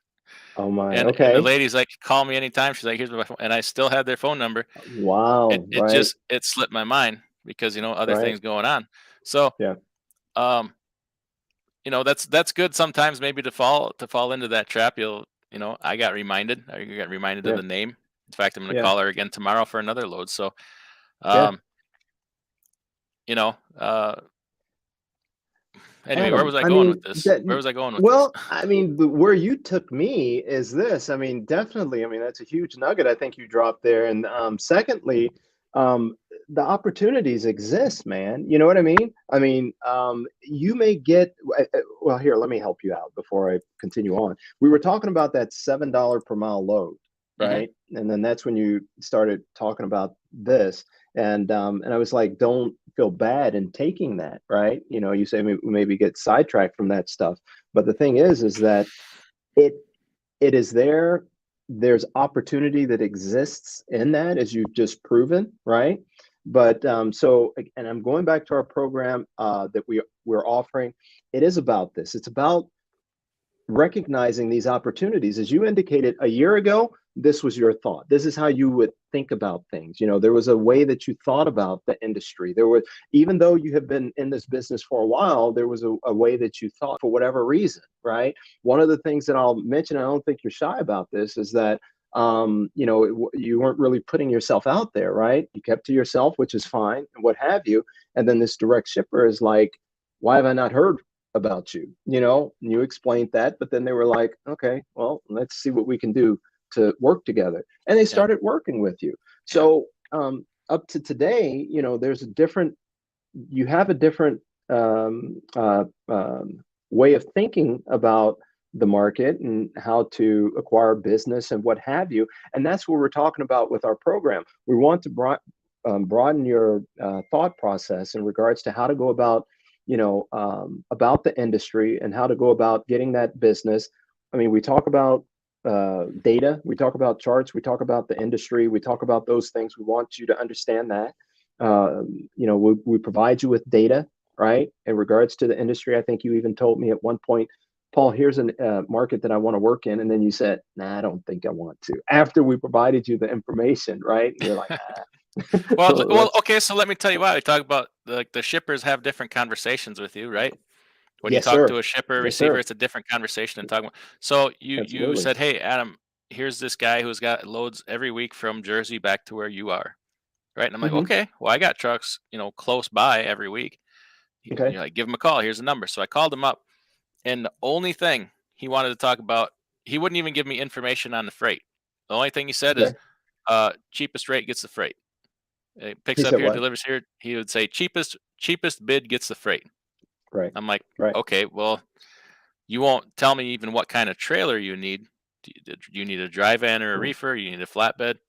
Not even interested in having that conversation. So I Interesting. learned everything that I need to learn, right then and there. Not worth pursuing for me, right? Right. Right. So Absolutely. you win some, you lose. You're not going to win. I'll be the first person. You're not going to win every time. You're going to probably Nope. not win more than you're going to win. But it's being consistent and keep trying. It's like you get knocked down, you get back up again. Hmm. It pertains to everything.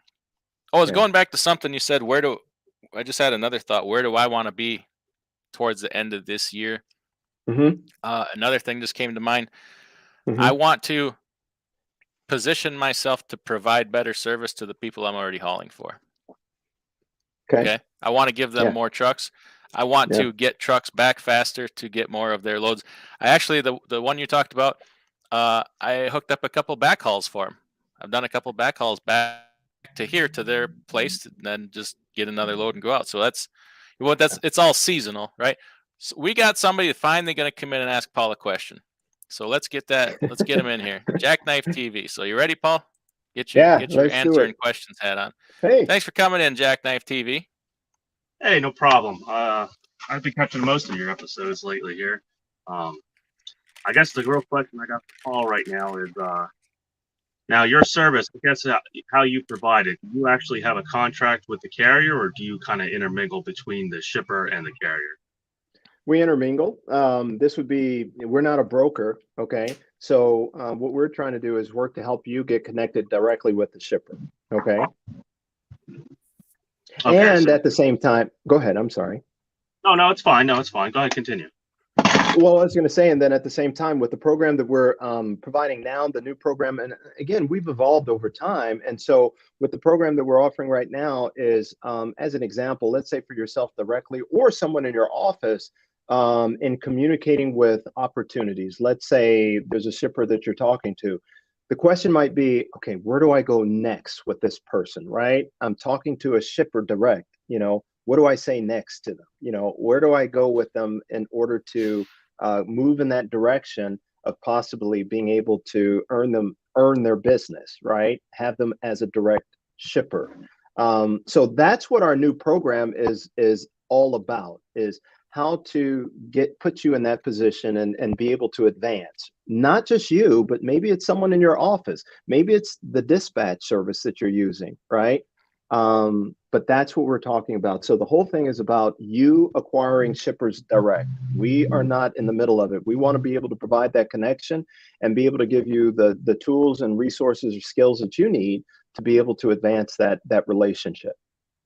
All right, so that pretty much probably summed up my next question. I was going to ask if you also just did primarily guys with authority, or did you also do like lease operators and whatnot? Yeah. You know, if you, Mhm. I mean, again, it's a situation where you don't even have to be in the industry. in regards to our program, because I think a lot of people have questions about the industry before they even get into it, right? So you may have aspirations to getting to that next level where you want to have your own authority, or you want to have a fleet of trucks or what have you. Again, that sales element is always going to be a part of helping you progress to your goals. So as far as this goes, it's not so narrowly defined that it's just specific to a carrier. You know what I mean? It can be for dispatchers, right? You may have a brokerage, part of your business. You can expand it to that level. So it's just to open up that side of the business that you may not necessarily deal with on a regular basis. And so we're talking about working with direct shippers. So primarily you would be like having a marketing department, basically. I mean, in terms of market, let me ask you this: what's your situation? Explain to me. Tell me what your situation is. Well, Right my now. situation was prior to COVID. I actually had my authority and everything for about 1 month, and just seeing how everything was going with the economy and COVID, I decided to pretty much put that on hold and join a carrier again. So now I'm leased to a carrier. I've been toying with the idea of going back to my authority. I primarily did flatbed before this, but I'm hauling reefer just due Okay. to the rates are so good and there's just so much Yeah. freight out. And Yeah. I was thinking maybe get my authority and hop back on reefer, but right now finding a reefer that's at a right price, that's reasonable, that wouldn't be like shooting yourself in the foot here in maybe a year or two is like hard to find. So right now I'm just kind of laying easy and following this out, but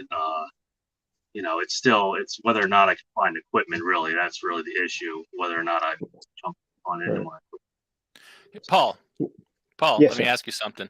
When Yes, we sir. first started doing this, and you said, "Okay, what do people want to know?" Remember what I told you? Mm. What the big thing was? I do. Is You is want me? is how to find the person you need to talk to, and how to talk to them, right? Just how to say I hello, how do. to introduce yourself. So 100%. I just want to like I said that over and over, right? Stress that, and it took a little bit. Then you're like, oh, okay, I get it. So 100%. this equipment thing Mm-hmm. of not having Mm-hmm. equipment, it's Mm-hmm. it's that big again, right? Am I Mm. am I blowing it up, jackknife, or it Like is the thing. It is the I'll, thing right I'll now. example. So I thought I was going to snatch up an '07 reefer trailer. I called the leasing company up, and it's not really the year I wanted. It had 14,000 hours on it, which wasn't too bad. But the problem was, to secure financing for it, since the age of it's so old and how much they're asking for it, it's still cheaper than, going to try to secure like a 2016 or whatnot. But just getting the banks to realize that value is still there for that equipment is kind of hard to do. So then they were going to try to self finance, but the amount he wanted down, and it just still did not make sense for the year of the equipment, you know, in the long term. I mean, in the short term, sure, I would be making money right off the bat with it, but when I'm not going to say if, when this market does turn to Yeah. more realistic expectations, I guess, or back into the shipper's favor, which it will Yeah. eventually happen. Might not be this year, might not be next year, but eventually it's going to happen. I don't want to be holding the bag, per se. Yeah, I'm glad you say that, and say that from time to time and take a lot of heat for it, but it's some people are going to be left holding some big payments, right? Uh, Mm-hmm. if the market turns or things break down, you have some Yeah. significant downtime because of this part shortage, and you still got these payments. It's going to hurt. To be Mm-hmm. honest, let's say I purchased a brand new truck, which I did, and I purchased a 13 letter shit spreader, a 4900. It's Okay. cheap as I could find. Um, it's been good to me, but I don't have that extra huge payment. But let's say I did go out and get a large payment on a trailer or whatnot. Um, just so happens last week I got stuck on for 3 days. I got stuck with a broker that never made the appointment. And then the week before that, I got stuck with a pallet on my truck for 2 days that no one knew what to do with. And normally I would just get rid of it, but it was a kind of commodity that you can't just hand over to anybody. So what happened was, you know, I lost out on those 4 or 5 days of revenue. Right. Well, if I had a $2,000 payment or a $2,500 truck payment and then a $2,000 trailer payment, you know, losing one whole week of revenue is going to cut into your profit. You know, you do that one too many times, you know, or even have, let's say, a DPF problem on top of that, you know, it wouldn't take long to, you know, possibly be sweating bullets. Yeah. You know? These freight problems are happening increasingly. Like, it's regular now that at least once a week I have a problem like this where people leave stuff on a trailer. To get an answer on what to do with it or whatever is, they don't care. I'm still waiting for answers from 3 weeks ago, long after I just threw the crap in the garbage. If You don't know what to do they, with them. they ain't gonna. Have sitting at the dock. Yeah. Yeah. So it's you know, I've not experienced that kind of thing on customer loads. Like I did a video on it. I had a load rejected within Yeah, I minutes. The remember that. decision was, and that ain't the only one I've had rejected.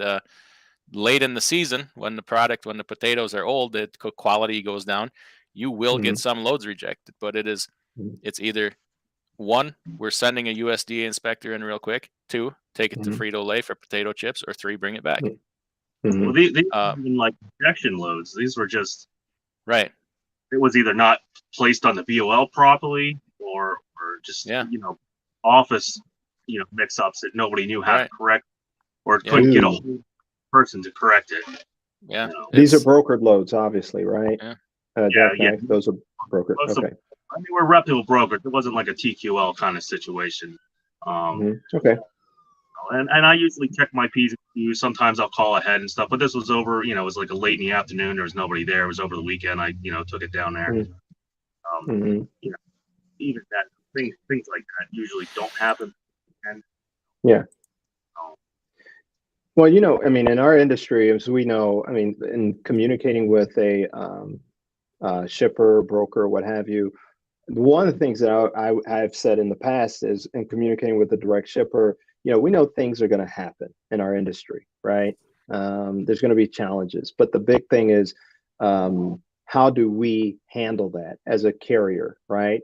If, you know, are we going to not answer our phone, you know, when a situation comes up? Are you going to be able to contact us? So it's that service level that we're talking about. But my point is this, yeah, unfortunately, these things come up and we try to mitigate them as much as possible. Going direct, you know, I think helps, you know, and as Adam has mentioned here, he had a situation where he was able to get with the shipper and be able to get that situation resolved. My thing is that even in your situation now, it's like, you know, how do I communicate with shippers? How do I reach out to them? You know, how do I work to position myself, you know, so that when I get to wherever I'm trying to get to, right, I can operate as such, you know, I can operate in that way where when situations do come up, I'm not going to run from it, right? I'm going to be there to answer the phone. I'm going to be there to work through this process, even if it's that I did everything right, right? And then something on their end failed, right? All right, how do I handle this? I think those type of things can help strengthen a relationship, even if it's with someone that you're like, man, we just had a bad situation with this shipper. Even through the bad scenario, that can be something to strengthen a relationship, right? And so I think the key thing is this, as you indicated, there's a place that you want to be. There's a position that, or a situation you're trying to be in. You know, you want your company, or you want to develop a company to where, you know, you have your own authority, you know, and I would assume that you're providing such top-notch service, people want to come to you. You have to act as that right now. You have to get into that mindset, right? And so our training program, not to try and promote our training program, but I'm saying that's what we talk about, whether you are in the business or not. It's all about getting that mindset right so that in any situation, people can look at you as, hey, you know what? I had a good experience working with these guys. Even though we had an issue, this is how they handle things. I want to work with them again, you know, because in the beginning, you are going to have situations where it's tough. It's going to be where, I'm trying to make the bills, meet the bills. I'm trying to pay the bills and things like that. Those things are going to happen. But where am I trying to get to? How am I positioning myself even through those scenarios? I don't know if that makes sense to you, but Adam, you might be able to Yeah, talk to that I'd a like little bit. I'd like to say something about that. First of all, thanks guys. A couple new channel members here, Crispy Cream Killer and East Texas Trucker. Appreciate it. A lot of good comments in the chat. We're gonna try to come back to them. A comment on what you asked, Jackknife TV, about should somebody or could somebody leased on do this. I Hmm. happen to think that's actually a great idea because you're kind of the face of the company to some people. Like Yes, absolutely. you might be their best representative, especially I see your comments all the time. I appreciate them. I believe you conduct yourself in a pretty good manner. If you're going in somewhere and you know what I'm talking about, there's people that will go in, uh, pissing and moaning and screaming and hollering. And if you walk into somebody and you're like, hey, my name's so and so, was just wondering if and then whatever, do you happen to need any? I know I see you got 100 trucks here. It looks like you're really busy. Do you happen to need any help with anything? Mhm. I have a truck here. I'm getting unloaded. Do you need help with anything outbound? That's kind of what you're gonna do. Now, only thing I would say is, being that you're leased on to somebody, get their permission. You need their Sure. permission to represent them or to act in their name, Yeah. right? It's Just probably in your contract. same way if you book loads for them. Yeah, they don't Right. want somebody acting as, an extension of their business and not Yeah. like, I would say Yeah. most guys treat this business, like trucking in general, it's more of a side hustle. Like I've known a few people who have done landscaping and stuff too. There's money to be made. They'll treat it like a hustle, and Right. then drop the ball on the business end of it, I guess you could say. It's a pump and Absolutely. dump. It's like they treat it like a crypto. It's a pump and dump. But no, I happen to think that the question you asked, I happen to think it's a really good idea. In fact, I had a driver do that, uh, and not seal the deal, but kind of say when he was approached, they're like, "Hey, are you guys? I see your name on the side of the truck. You're local. Where are you at? Could you have your boss call me?" And Yeah. he just talked to him a little bit, and I trust him. He's presents himself properly, and you know not only we've all benefited from it, right? So Yeah. you're the face, as long as you're in front of them and you do the right things. I happen to think it's a great idea. Yeah. And I think with what Adam's talking about, you are gonna you're gonna run into these opportunities, right? And again, it's, how do I uh develop this relationship? That's the key thing. And it doesn't necessarily mean that, hey, this is a place that I've been into, so I have an opportunity here with this shipper. It can be outside of that opportunity. I'll give you, I don't know if this is a nugget, I think it is, but maybe there's a shipper that you've gone into, and then you decide to look up other opportunities on Google, right? But it's based upon what these guys do. So you're looking for other opportunities. You can reach out to those opportunities, communicate with them. You kind of know what's going on with this shipper that you have been moving freight for. But outside of that, you want to find other opportunities, and you can communicate with them, find out what their issues are, or what their challenges are, or what they like, what they do, and all that good stuff. And start working to build that relationship. Tell them exactly what it is you're trying to do. Be 100% open and honest.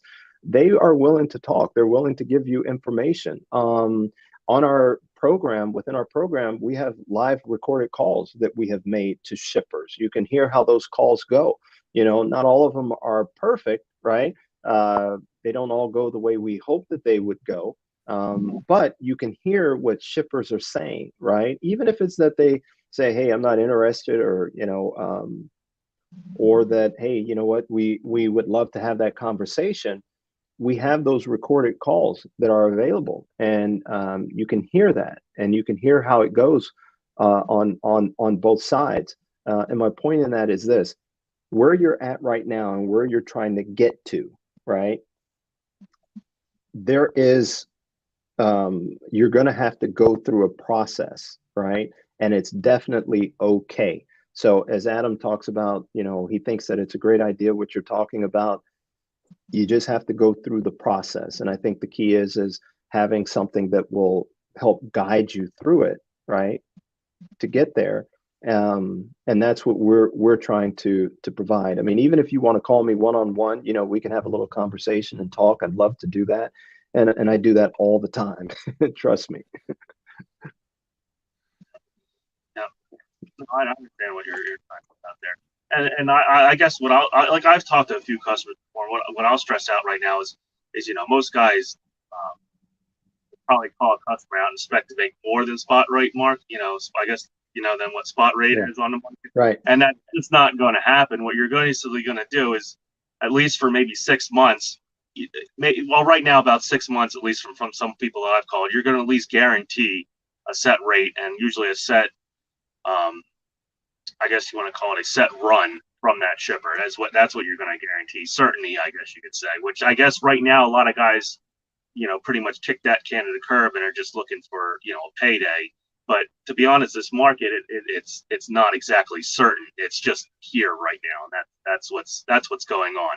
And I would say in the beginning, I was just like all gung ho, go out there and get a flatbed and whatnot. And I could see that if anything were to happen again, flatbed would probably be, one of the first markets to start going downhill pretty steadily first.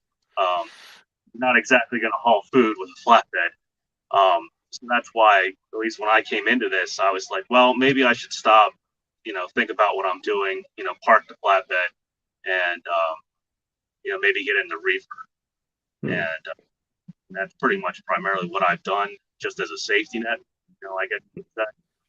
But like I said before, with customers, they're looking to save money right now, but they'll at least guarantee you a steady customer, I guess, a steady flow of freight, I guess.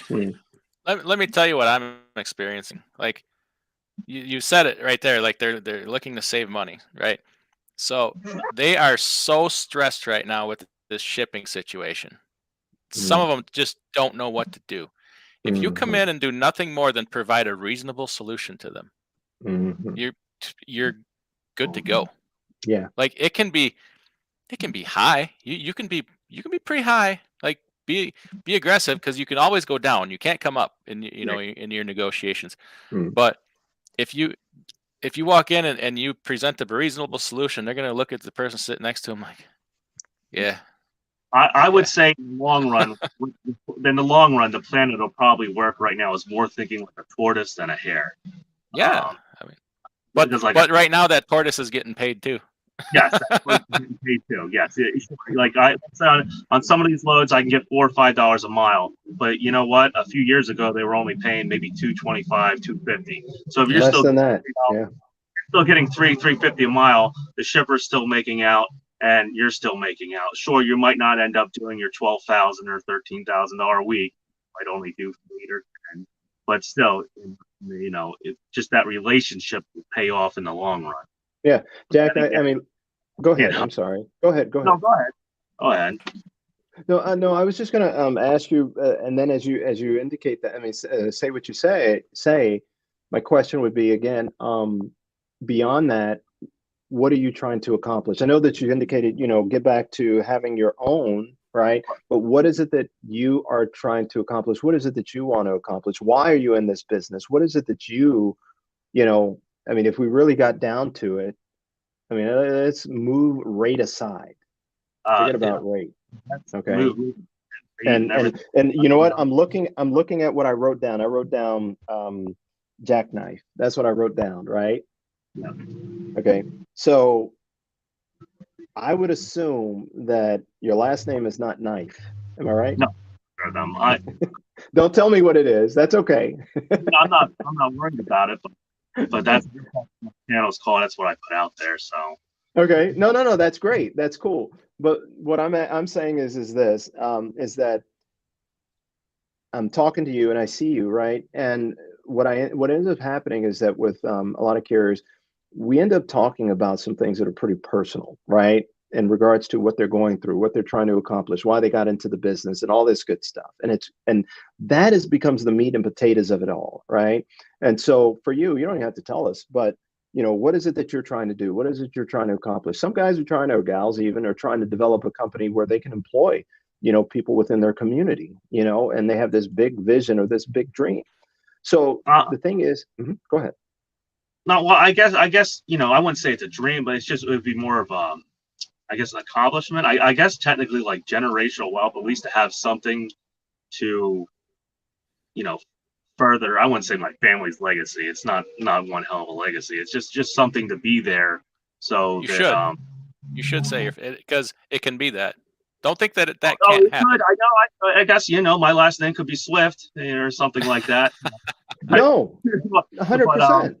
Yeah, but I mean, just in general, just to have that, because I would say when I first got into driving and everything, I've had union jobs, union driving jobs and stuff, and everybody says, get a union driving job, it'll be great and everything, but that whole network of, I guess, American, I don't know, muscle you want to call it, or freedom or whatnot, it's just not there as much as it used to be. Like if you had a union job or got a job with a large company, you could stay there for 30 years and retire. Those days are long gone.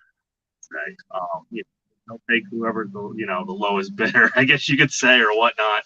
And the unions, at least when I went to the union meetings, it was mostly a bunch of donations to a couple other bosses that were in your union pack, I guess you could say. At least that's from what I saw, because I know we weren't driving Porsches and Mercedes Benzes. Union that were representing us are our leaders. They were driving our cars, when they would and whatnot. So can I ask you a question, Jackknife? So it'll kind of help maybe you and Paul a little bit. If based on in your head what you're looking to do and where you're looking to go, if you had access, like say you had Paul's ear for a day, right, or somebody like Paul, what would you want to know? Like, what would be the biggest thing you would hope to accomplish, and what would you want to know? What would you want to learn? What would I want to learn? I guess it would be more than like one. That's fine. That pretty much just the in and out workings of like a normal shipping department, I guess, at let's say a large retailer or whatnot. When do those bids come up? When do they usually change? I guess their bids or their runs or whatnot. I could at least write a formal email and reach out to them. I'm at least capable of doing that, and sometimes I get an answer back. And I would say that right now would probably be a good time to at least try that. You're still not going to get your Crafts or your CNS or your large. You're not going to get into Walmart, but you at least have a better chance of at least getting your name in the door with some larger facilities that you probably normally wouldn't right now. But I guess just the suit and tie stuff, I guess you could say, the actual internal workings of some of these large I guess shippers and receivers. Okay. Would you want to know how to, okay, we can all make a phone call, we can all call, and some of us might get somebody on the phone that can make decisions. Would you want to know, number one, how to get to that person that can make decisions, and number two, how to talk to them in such a way that you increases your chance for success?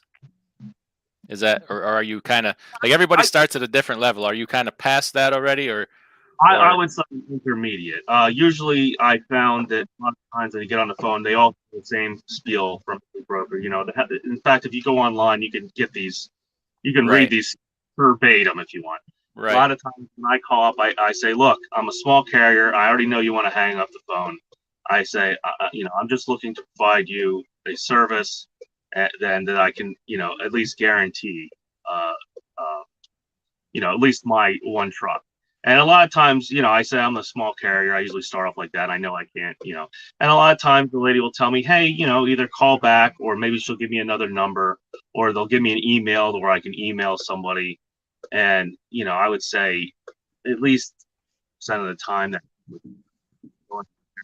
kind of being straightforward than just Mhm. giving the sales pitch that everyone else usually gives. And this is back when I was doing flatbed. I don't really try it much with reefer. I have, but it's usually kind of harder. I guess you could say they're more protective or more arrogant. I guess you could say, especially with Okay. COVID. You can't even talk to the shipping manager behind the glass anymore. They're usually at home or not even there. Hmm. So I would say that's at least my, I guess, ability to where I've at least gotten to. Um, I okay, mean, if I went back to flatbed, I'm sure I could secure a few direct customers, but not like on the rate that probably like let's say in reefer you could or whatnot. Okay.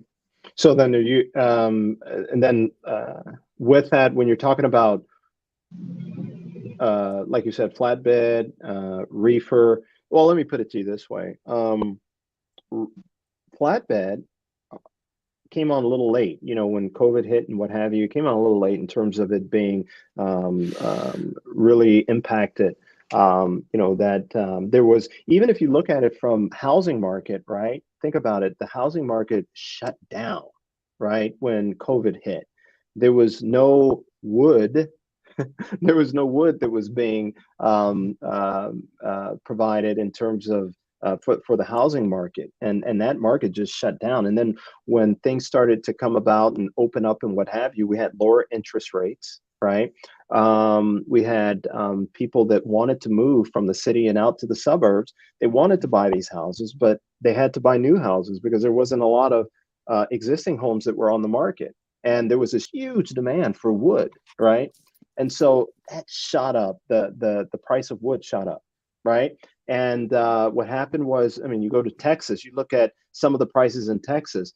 Some of those houses were going for double the market value, which I think was ridiculous because at some point that value is going to come down, right? So you're already in a losing situation, but that's what it was like. A lot of people were purchasing homes and but we're selling homes and we're excited about it because the home sold in what, Adam, I think like a couple of days. You know what I mean? You put your home on the market and it sold within a week. I think my cousin in Baltimore, her home sold just like that. But at the same time, they get all this money, and guess what they have to do? They'd have to purchase a home. And when they have to purchase a home, they're realizing, whoa, wait a minute. I don't have the kind of money I thought I had to purchase, a house. But the point is that the demand for, flatbed came around eventually, and so there was this high demand for flatbed. So right now the rates are pretty good. The rates are pretty good for dry van, flatbed, reefers. We're at historical rates right now. Reefer, in regards to rejection, is incredible. There's where when we say rejection, what that means is that, say, for every 100 trucks or loads that are available, reefer loads, there's a percentage of that that's being rejected by the contracted carriers. All right, so you may have a situation where there's 7 out of 100 loads that are being rejected. That means there's a 7% rejection rate, which is, that's good. I mean, there's not too much to think about there. But once you get to like 20%, that's huge. That means rates are going up. That means there's a high demand for refrigerated freight. Right now, I think we're looking at over 30%. I have to look at it again. I'm sorry, but in regards to reefer, it's ridiculous right now. So there's certain areas where the rejection rate is very high in regards to refrigerated freight. Now there's more dry van freight out there, obviously, than dry or flatbed or refrigerated freight. But overall, the demand is high, so you can make a lot of money. Now, in terms of that generational wealth or that, leaving a legacy and things like that, when you're thinking long term, there's different decisions that we make, right, versus the short term. And my point is that with all these things that that you run into, your conversation, you can guide that conversation that you have with the shipper, right? Because a shipper wants to be around longer than tomorrow, right? They want to be around for a while. I was in the business back in 2008 when businesses were shutting down because of the housing market crash. But we called a lot of businesses believing that some of these guys were going to still be around at some point beyond, what was going on at that time. So we wanted to see how we could help them now or in the future, right? So my point is that right now for you, even though the rates are great, we want to, I would say, think long term, in terms of, hey, what's going on now? What are your needs? I might not be able to help you now, but I still want to develop these relationships, right? And at some point, you might be able to help them, and they might even remember you and say, yeah, you've been calling me, you've been around for a while, maybe you can help me. This is what we've got going on. Rates will go down on equipment, I would imagine. There are parts are extremely high. I shared with Adam before, I had a situation with my vehicle. I hit a deer, unfortunately, but they couldn't get me in to get that fixed for like a month down the road because the parts aren't available, right? Mm-hmm. So they're like, we got to wait to get you in. And it's like, I got to run around with a grill that, looks like I hit a deer, for a while. So, and that's fine. But the point is that you want to plan this out, right? You want to work to develop those relationships, stay in contact with these people that you're reaching out to, because right now they're willing to talk to you. Like you said, you make these calls, you have these conversations. Great. Let's continue to have the conversation. Even though I can't help you now, tell them that, like you said, I'm a small carrier. Tell them, hey, here's my plan. This is what I want to do. Even though you can't do it right now, stay in contact with these people. You never know where these people. Mhm. I'm like 2018 and stuff, where there was a time when you would make these calls where you would almost have to BS your way into sounding larger than you were to just get somebody on the phone. Yeah. But I mean, that can, like, that can, you'd rather, over deliver than under deliver. But I mean, I guess right now that's not really the case. They're almost, Remember though, too, these people you're talking to today might be working somewhere else tomorrow, and yeah, that's they might not take you on today because that company has a 5 truck minimum or whatever. But if they go somewhere next week, they might think of you. actually, and you know what? Even if they don't go anywhere, the company might just perhaps get bought out or change hands. I've had that happen already before. I had a Yep. good, really good relationship with. They manufacture utility poles, and the company, the three brothers retired and kind of stayed in the game for a little bit. And then when they saw their kids weren't going to help take over, they just sold out the entire company altogether. And let's just say, now you're working for a company where they want their 20% or 15% investment back, the returns. And guess who they're coming after first? They're not going to, they'll come after you, the shipping department, I guess you could say first. They short came after us real hard after that. It was Mm. not, it was not the easy conversations where you'd call up and give them a rate and they'd be like, all right, go ahead, just take it. It was, they nickeled and dimed you down to nothing. So Mhm. That can happen. Yeah. There's all kind of scenarios. So, and the thing about it again is, what is it that you're trying to accomplish? And like I was saying with Adam, we start the year, make resolutions or what have you, and at the end of the year, it's kind of like, where did the year go? But trying to stay focused and establish yourself or position yourself to win, even if those wins are a month out, these monthly wins, that's how you want to establish yourself. Me looking back over the past year and seeing the things that we did, there are things that we did, changes that we made in order to support carriers, right? And and communicating with carriers, it helped guide us, even like now talking to you, and man, I really appreciate you calling in. I do, trust me, I do. And hearing from you, these things are helpful, and these things help us to develop things to be supportive in what we're trying to accomplish. So these are wins. We take these as wins as we go along, so that at the end of the year we can see that we've made progress from the beginning of the year to now, right? So it sounds like you're definitely learning, and growing, and I say continue, and if there's any way that we can help, I'd love to be able to do that. I guess it's kind of weird saying this, but I guess I've only been doing this for 8 years. I started in 2013 at a mega carrier, Prime, and kind of worked my way away from there real quick and went out on my own. And I would say for the first time of me either leased onto a carrier, and I guess last year was the time I was going to take, right before COVID was the time I was going to pull the trigger and actually get my authority and run, do everything myself. And then once COVID hit, I was like, if I stay in this and and things really take a turn for the worse, do I really want to be left? Is this how I start this out right now, or should I just cut the cord now and go lease onto a carrier and maybe keep my safety net? And I'm kind of, now looking at it, I could see everything kind of worked its way out kind of okay. But I guess in the long term, I was thinking if this got worse, or if it continued to go back and then go, back and forth, I didn't want to be, I didn't want to have let's say a good couple months and then have everything shut down again, and then, lose that, I guess you want to say, that investment. That's principally what an investment, to start, authority. And I didn't want to just throw that out. So I moved on. And now I look at it, maybe I could have probably going with it, but I guess you'd say I was a little overly cautious. But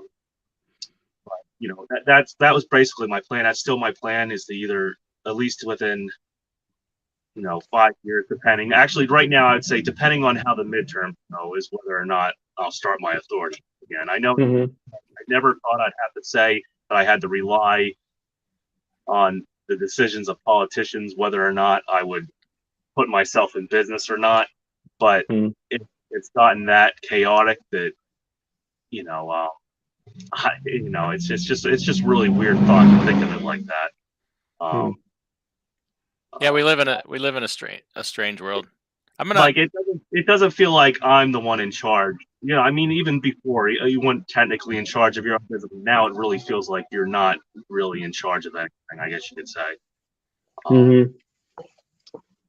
Okay, I've got somebody else in here been bringing East Texas trucker.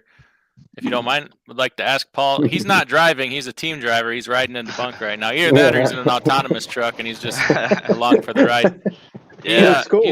He's a company driver right now, thinking about making the transition to an owner operator, and would like to kind of feel you out a little bit, Paul. And that's another thing, is helping make decisions. Where things are going. They're big decisions. You're talking hundreds of thousands of dollars on the line. So yes. Go ahead, East Texas. Can y'all hear me all right? Yep. Yes, sir. All right, sweet.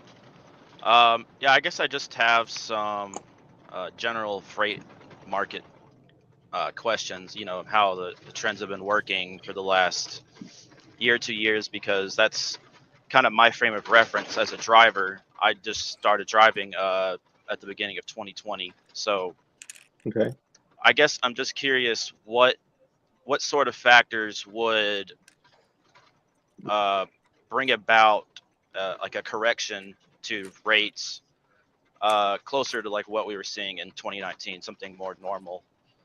I know that's a really broad question, but to tackle, but I guess, because I have less experience than most people, and so I'm just trying to understand what makes the freight market tick. Yeah. Yeah, I tell you, East Texas. Hey, man, I appreciate you calling in. The thing about it is, and that's cool. You got into it, you're in it, team driving and all that good stuff. And then the question that you ask is, I think, great. Um, and then you use the one word that you used was normal, right? Yeah, like what is normal? Yeah, what is normal? If we want to go back to pre-COVID, there's definitely some reference to that, but we are not in that situation now. Is the way I look at it. I mean, we're at a situation that we've never been in before, right? And then your question Right. is, what are we looking at in terms of, maybe when do we get to that point? What does that look like? And then also Adam brought up about autonomous trucks, right? And so there's so much technology that's involved in our industry, right? It's just changing things. You've got a change of the guard, so to speak. You've got a lot of people that have been in our industry for a long time, drivers as well, and they're looking to get out of the industry. And then there's this new crop that's going to be coming in, and I look at you as the new generation, right? So a couple of things. One, I would say definitely, always be on top of the industry, technology, what's happening, those type of things. Because I think there's a lot more information to come out in regards to autonomous. There may be other opportunities that come out for you, right? Right. So you want to always keep your options open in regards to looking at those different things. Right now, we've got a lot of product that's on the ports, right, or out there on the waters. They're still trying to figure that thing out, how to make that move, and it's going to take time for that to flow. You've got the automotive industry. There's a lot that's going on there as well, and they're talking about even a couple of years before that thing gets all figured out. So as far as normal goes, and Adam may be able to chime in on this. Again, I still look at things in a 6-month range, right? I look at it as being elevated. I look at it as that there's still going to be this huge demand. You still have semiconductor chips where we have a shortage. That's going to persist. These truck orders, people are not going to be able to get the trucks. Adam has already alluded to that. He mentioned that early on. He cannot find, equipment, but he's been building relationships, right, to find these trucks at a decent rate. Even just availability. So for you being in the industry where you're at, I think you need to continue to be inquisitive, continue to work to build relationships, right? Continue to talk to people, just keep your name out there, whether it's a business card or whatever. Just continue to work to look at yourself as if, right?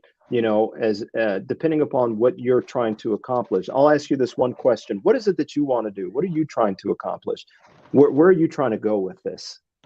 So that's something I've been thinking a lot about over the last few months. As young as I am, I'm still figuring out a lot of where I'm going in the future in this industry. At one point, I was kind of looking at it as a temporary solution. There's my cat joining us. But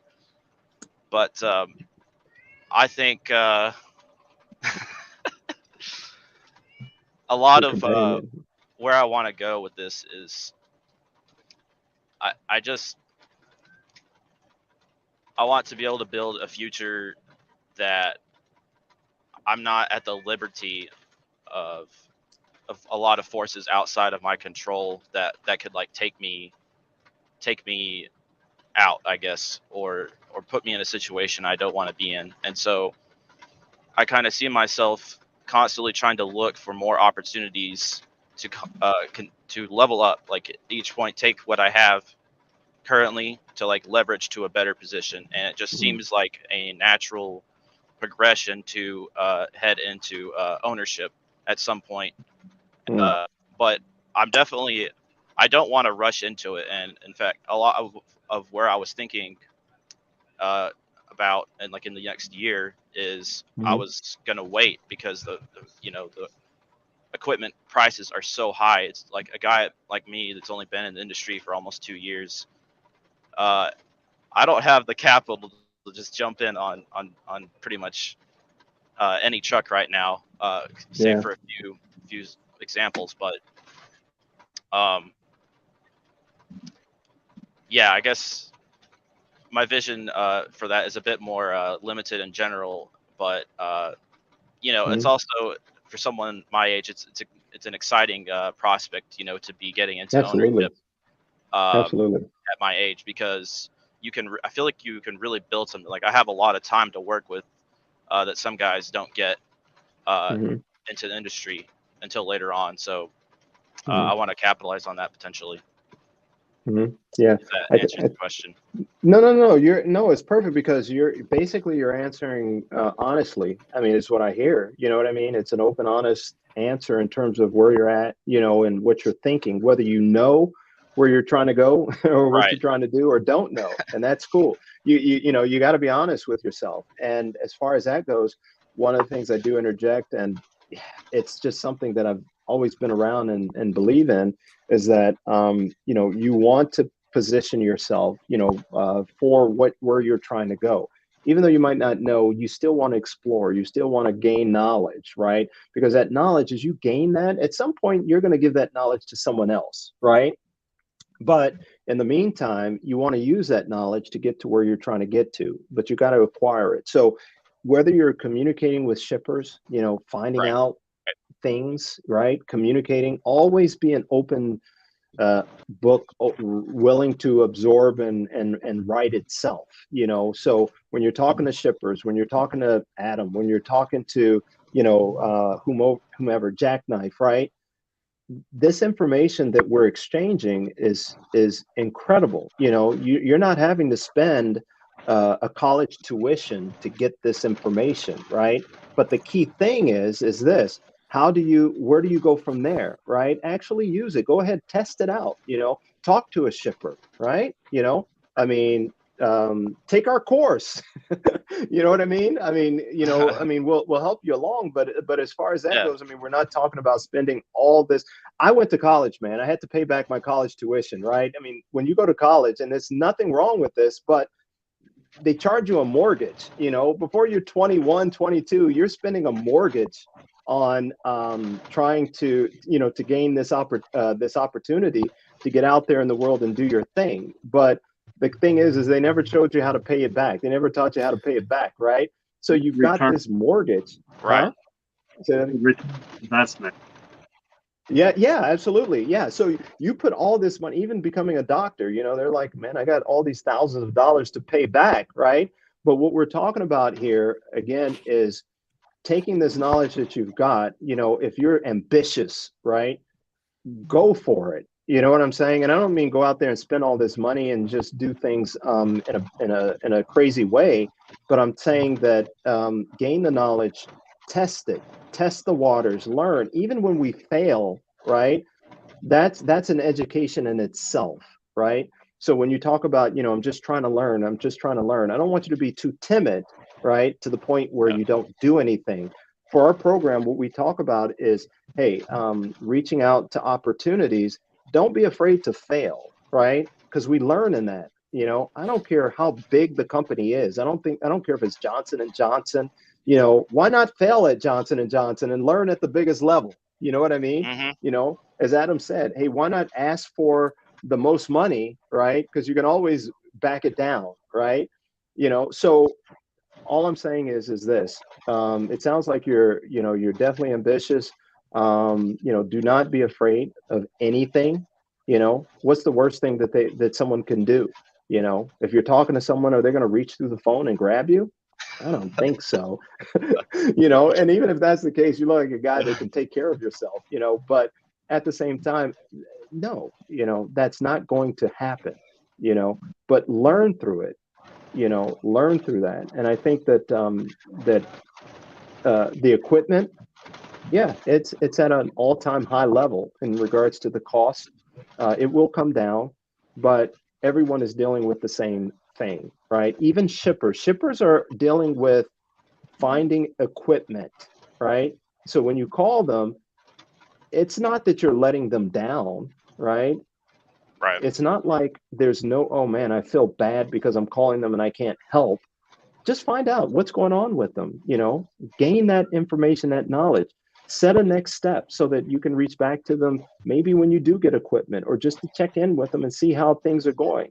Build the relationships, because eventually as you go 5 years down the road, things will be different, but you've built these relationships to where they might be like, you know what, I want East Texas to be able to help us out, maybe he can help us out, I just want you to stay ambitious and know that there's a future, if that makes any sense.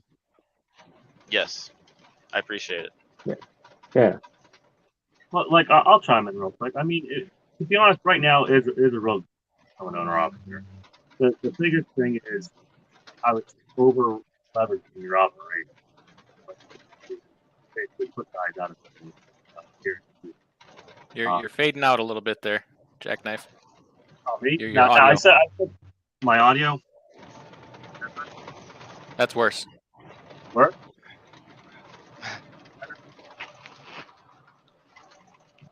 Let me try the other one. There you go. Whatever you did right there, you leaned forward, it got better. Okay. No, what I was saying is, right now it's still a good time to become an owner operator. But I think what's happening is there's a lot of guys over leveraging, they're basically setting themselves up for failure in the future when rates do drop. I drop a lot, but high. And if you run your operation now, your cost $2 per mile, rates come down to 2.5 or something like that. You just Jack, now I'm going to jump in and I apologize, man. I want to hear every single word you're hearing or saying, but I'm hearing a little bit. I'm not hearing it all clearly. I apologize, man. I don't know. Your audio, your audio is going in and out. try this. I think that works. Is that better? Oh yes. Yeah. Let's go. Let's go. All right. No, what I was saying here is, right now, great time to come out. I think you need to uncross your arms. No, I was fine there the whole time. There, right there. Don't move. Whatever you just did. It's like an antenna. We got to position you. There you go. Go ahead. Yeah. I'm sorry. No, what I was saying, right now is still a good time to become an owner operator, but I think a lot of guys, what they're doing is they're over leveraging, and Yeah. down. I guess be surprised that it's going to hit them real quick. It might not hit them in the first couple of weeks, but the longer the rates come down, the longer they're not $4 a mile or whatnot anymore. It's going to start eating into, I guess, their profit, and then eating into whatever savings they had. And what I think happens is when I learned in 2019, when that does happen, when the rates do start coming down and guys are grasping at every straw they can get, it affects the market even worse and brings rates down for everyone. I guess is what. Yeah. No, it's and that's not a popular thing to say. I'll be honest with you. But it's happened before. It's a cycle. You hear me keep saying these things, and I'll be honest. They take a lot of heat for it because people can only, people believe there's only winning right now, right? And it's not reality. Like there is winning. It's just eventually, you can't go into a casino and play with that 20 times. It's not going to happen. And if you do, someone's going to come over and tap you on the shoulder and say, and especially now with so many things that are out of just regular control of the economy. There's people with their hands in the cookie jar per se. It could take one little thing to just knock the economy out, and and this whole industry thrives on. Look at the like I said, this has never really happened before. What I had to say that if you have a business, you have to kind of look at what's going on worldwide or even within politics. But that's the real dilemma, I guess, that we're having right now. That the whole world isn't exactly a ray of sunshine now. That you don't really technically have 100% control of your business. Never. Right. Right. Right. I know it's easy to say. I know it took a little bit for me even to want to like think of it like that, but after a while, you're like, with even like just so let's say with the COVID lockdown, they could just lock your business down. What happens if they ask us to all get it vaccinated? Adjust. I'm sure a You lot have of to people, adjust. Yeah. No, it's unpleasant sometimes of the truths and the realities, but it's a big step in recognizing it, knowing it, Yeah. and then adjusting. Some people Right. will go through life just even refusing to acknowledge certain things are realities. Yeah. So, Right. we have that. Jack, But- you know what, Jackknife too? There's sorry to interrupt, Adam. No, you're good. Go ahead, Adam. I apologize. No, you go ahead. Oh, well, what I was going to say is that think about it, man. All of us have we all have a boss, right? We all have a boss, and the thing is that we may have a company or own our own company. I mean, even look at Apple, right? What was his name? Steve Jobs, right? He was always about the customer, right? The consumer, right? And that's it was like, what is it that they want? He even said that, give them what they don't even know they need, right? But he had to figure out what it was that they needed or what they wanted. So we all have a boss, right? And that can change, right? When COVID hit, we had to they had to make adjustments, right? They have a boss. The main boss ultimately is the consumer, right? What does the consumer want, right? And that kind of has a trickle down effect at that point. So you're right. We have to. Things do change. They say, what is the constant? What's the thing, Adam? You're good with that stuff. Change is the only constant. The only constant, right? Yeah. Yeah. So we have to always be mindful of, hey, what's going on out there? What's going on in the market? And then make our adjustments, right? And again, I go back to sales. Regardless of what's going on, sales is always going to be there, right? And sales has to change with the market, right? So we have to understand what's going on with the market. And not only that, we may have clients, existing clients, and we have to know, what is it that the client wants? What is it the client needs? We have to be able to understand that and stay in connection with them so that we can continue to provide that service. And whenever they think about transportation, they're thinking about you, right? That's what you want, so it can be a fun time. It depends upon how we look at it. It can be a fun business, I think. Yeah. Well, excellent. Great conversation today. Sorry, I missed a lot of good comments and questions in the chat, and I apologize for that for everybody. But I didn't want to stop all this.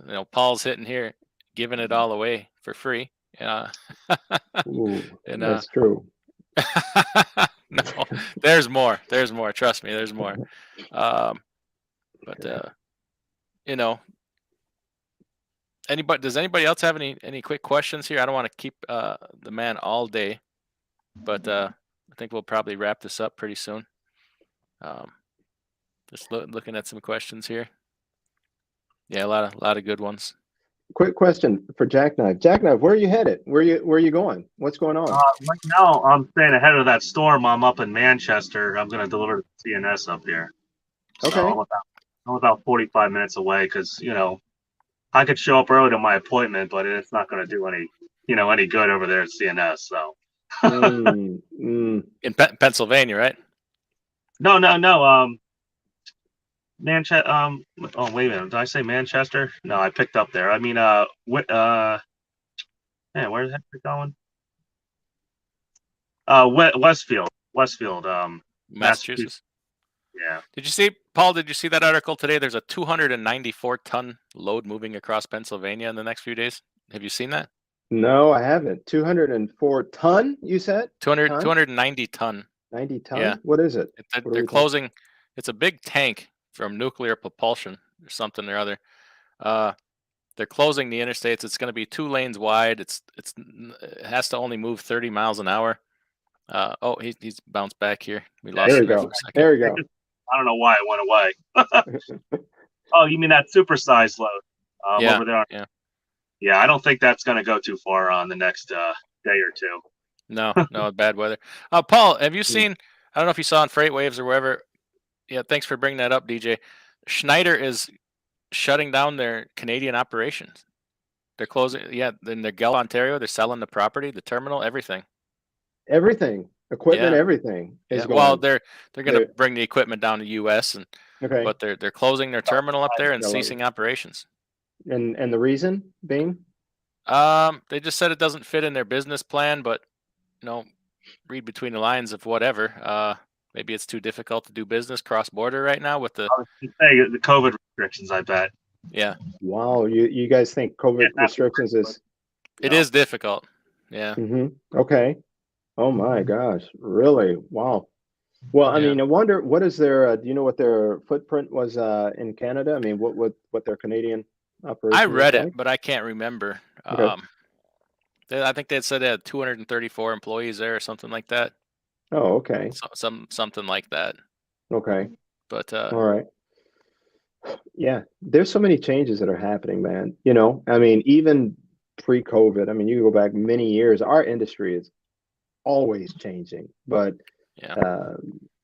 but There was that also Schneider mhm. also said a week or so ago that the equipment shortage is becoming a huge problem for them. So I imagine companies are going to shore up their operations and say anybody that's giving us grief or anything that's difficult, we really don't need to be involved in right now because we could bring that equipment back to the U.S. or wherever and be Mhm. just fine. We don't have to have that, and in fact, we could Mhm. use the equipment somewhere else. Yeah. Just like FedEx. Remember FedEx a while back when they dropped all those customers? I Yep. think we're going to see more of that. It's funny that you said that about the equipment because I know Pedigree Truck Sales right now has a great lease on some reefer trailers. I bet they do. I bet they do. What are the terms on those trailers? Oh my gosh, it was something like $1.70 an hour for the reefer, and I can't remember the whole thing, but all I know is it was pretty much of a joke, I would say. They won't see. Places are transitioning from sales to where they'll only lease you equipment because there's huge money in that. Huge money in that.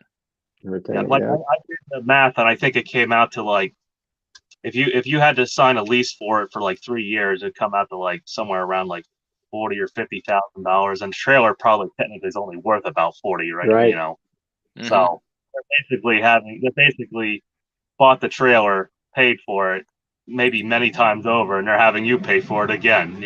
So. Yeah. So like I said, opportunities everywhere. These some places are going to find new ways to make money. Yeah, there's new revenue streams that pop up, and then again, for you, there's opportunity. There's so much opportunity for you, and I just keep going back to developing relationships. That's the only thing I can say. You know what I mean? Because eventually, when things change, right? Hopefully, you'll be in position where you can still win, so to speak. So, but yeah. All right. Well, Paul. Yes, sir. What do you say? Yes. We do this a little bit more often. How about once a month we get together and talk about, I don't know what we talk about. We talk about something because people love to hear from you. Not so much me, but they really like to hear from you. So, what do you think about once a month we get together? Like we could talk about other things. We can go some Tony Robbins stuff, man. Talk about personal development and business, and we've talked about some different things. I think people would really enjoy that. I don't really see too many people doing it in the trucking industry. So. Right. What do you say? Well, I'm going to ask Jackknife something real quick here. Jackknife, what do you want to hear, man? What do you? I mean, what do you think? I don't mean to put you on the spot, but just to. Well, I mean, I guess from you or from DIY or whatever you throw it out there. I don't. Hey, like I enjoy. Do you need baking instructions? You need baking instructions on. Take them. Tell them you don't need instructions. Tell them you need a box of cookies. Box of cookies, yeah. I don't know how I feel about that. Kick her He'd be out. like, "Who's sending me cookies?" You know. Yeah, it's Steve, the State Farm guy. You know. Yeah. Sorry, I didn't mean to interrupt you. You go ahead and finish your thought. I enjoyed your video. I mean, I didn't enjoy it. I knew it was pretty much to the point, like no BS video that you did the other day about the real truths of having your authority. I guess the real what shit can happen and how how guys don't understand when you sign those contracts and what the actual responsibility you have as having your own authority. When things are good, they're great, but when you get that phone call, and the tow truck driver had to clean up your accident from one of your trucks, and it's like a $30,000 bill, and then then you have to and everything's great until you're the one cutting the checks sometimes. Everybody has their ideas of the way things should be, and if I turned off comments because honestly, some people are out of control. Some people are out of control. But you know what? Who needs to see that is the guy coming right out of driving school thinking about getting his own authority. Yeah. That's who needs to see that. Yeah. You are not prepared for something like that. I forget who had the video on. It might have been the Asian Mile show, but there was a gentleman that had his own authority out in California, and I guess he had a few drivers get popped for marijuana testing. Yeah. And I guess he didn't nip it in the butt fast enough, and it turned into more than just a few drivers getting popped for marijuana test. It turned into a whole mess of problems for that guy. Yeah. I think he said it cost him $2 million or something like that. Yep. He was just leasing people on. He probably wasn't really vetting them or anything. He was just going with the flow, I guess you could say. And all what happens if one of those people hit somebody? You know, and they would. You're responsible. Like he I'm would have responsible. been criminally responsible just as much as the guy that hit him. Yep. It's just like the whole thing that played out in Colorado. I don't know what exactly happened with the company, but if you leased on a driver and that happened, well, that's another reason why I point that out, because you know what happened to that company? They closed the company, and the next day they were operating under a new authority. That's atrocious. Don't tell me it was an overseas company too, probably. I don't know, but say don't be a fly-by-nighter. Well, guess what? That's what you get right there. We don't need more companies like that. And like I would have to say that the worst thing I feel about at least the government ran the FMCSA is they'll latch on to petty things that don't necessarily, I guess, contribute to the actual problems. Yeah. Okay. That's what they do. They'll hold the hand of certain, I guess, carriers and certain things, and they won't actually get to the bottom line problem of training, actual I guess it's the actual accountability for equipment maintenance, things like that. We all know, what kind of guys that sometimes are trained and what they're capable of doing that are out here. As I guess, a few hoods and bumpers can tell you that you've experienced seriously. It's epidemic. Insurance man tells me it's not just me; it's epidemic right now. Yeah. And what I'm about too in the future is if larger carriers really wanted to narrow their competition, all they would have to do is lobby decide, either insurance regulations. They can make it real hard for a small carrier to, I guess, build a fleet or whatnot. It would take much, Yeah. So, well, I appreciate that. Yeah, almost 3 hours. I think we're gonna go ahead and wrap this up. I sure do appreciate this, Paul. And Jack Knife, I'm good for your monthly thing. I'm good with the monthly. Okay. Yeah, thanks for having the stones to come in there, Jack Knife. Appreciate it. Absolutely. You're always welcome here. And so fish on. That's all right. Hey, that's what we all are, right? We're Paul doesn't do this for the mega carriers or the big carriers. He does it for people like me and you and small companies. So I don't. Well, maybe someday we'll ask him what made him had that idea. When I'm sure you could go out and sell your service for a lot of money to some big company. He saw a need. He saw a niche that, a need in the market. That's all. And that's what you got to find yourself too. Yeah, absolutely, absolutely. So Right. okay. Paul, why don't you go ahead and give your information out one last time here? And you keep saying I'm not Sure. trying to promote myself. Well, damn it, I want you to promote Okay. yourself. Let's try to do that. Okay. Well, we're at www.fr8connect.com, and you can go there. Actually, hit I believe it's training. It's training. I know that it's sales training. I believe is what it is. There's a tab there, and you can click that, and that'll take you to our sales training program. Feel free to reach out to me at paul.k@fr8connect.com. Love to have a conversation with you. The program is designed to help you communicate with these shippers direct, seek these opportunities out, and to help your business grow. That's what we'd love to. And we have some. We actually have a special out there for the audience. So if they were to sign up, they can actually get a special offer, and they can give me a call about that. I'd be more than happy to talk about that, and we could go from there. Excellent. Well, you're the best kept secret in this industry, and I'm glad you're all mine. So appreciate that. Absolutely. And Paul does not pay me to come on here. I do this because I use his service. He has helped me a great deal. That's all I need out of it.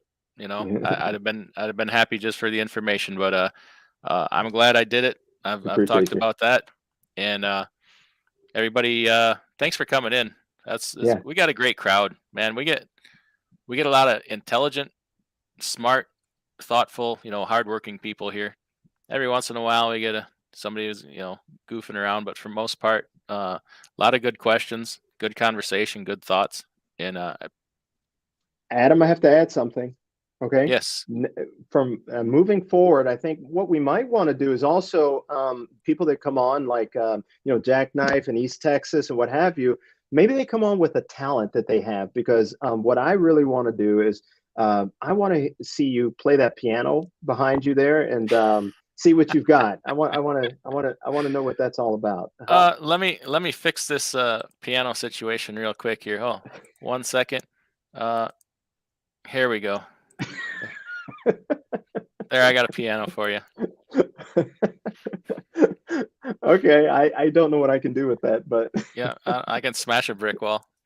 Yeah, I'm not living that kind of life where I got a grand piano in my living room yet. Oh, not yet. Okay. No, not yet. That's we're working on it. Some people really believed that was my office in the last one too. Let me show you the new office I have selected here. Looks pretty nice. Tell you what, I'm killing it in this office, ain't I? It's the 16th floor of Trump Tower. Yep. Downtown Manhattan. I commute back and forth to Wisconsin. I go there because I come here because I get better internet.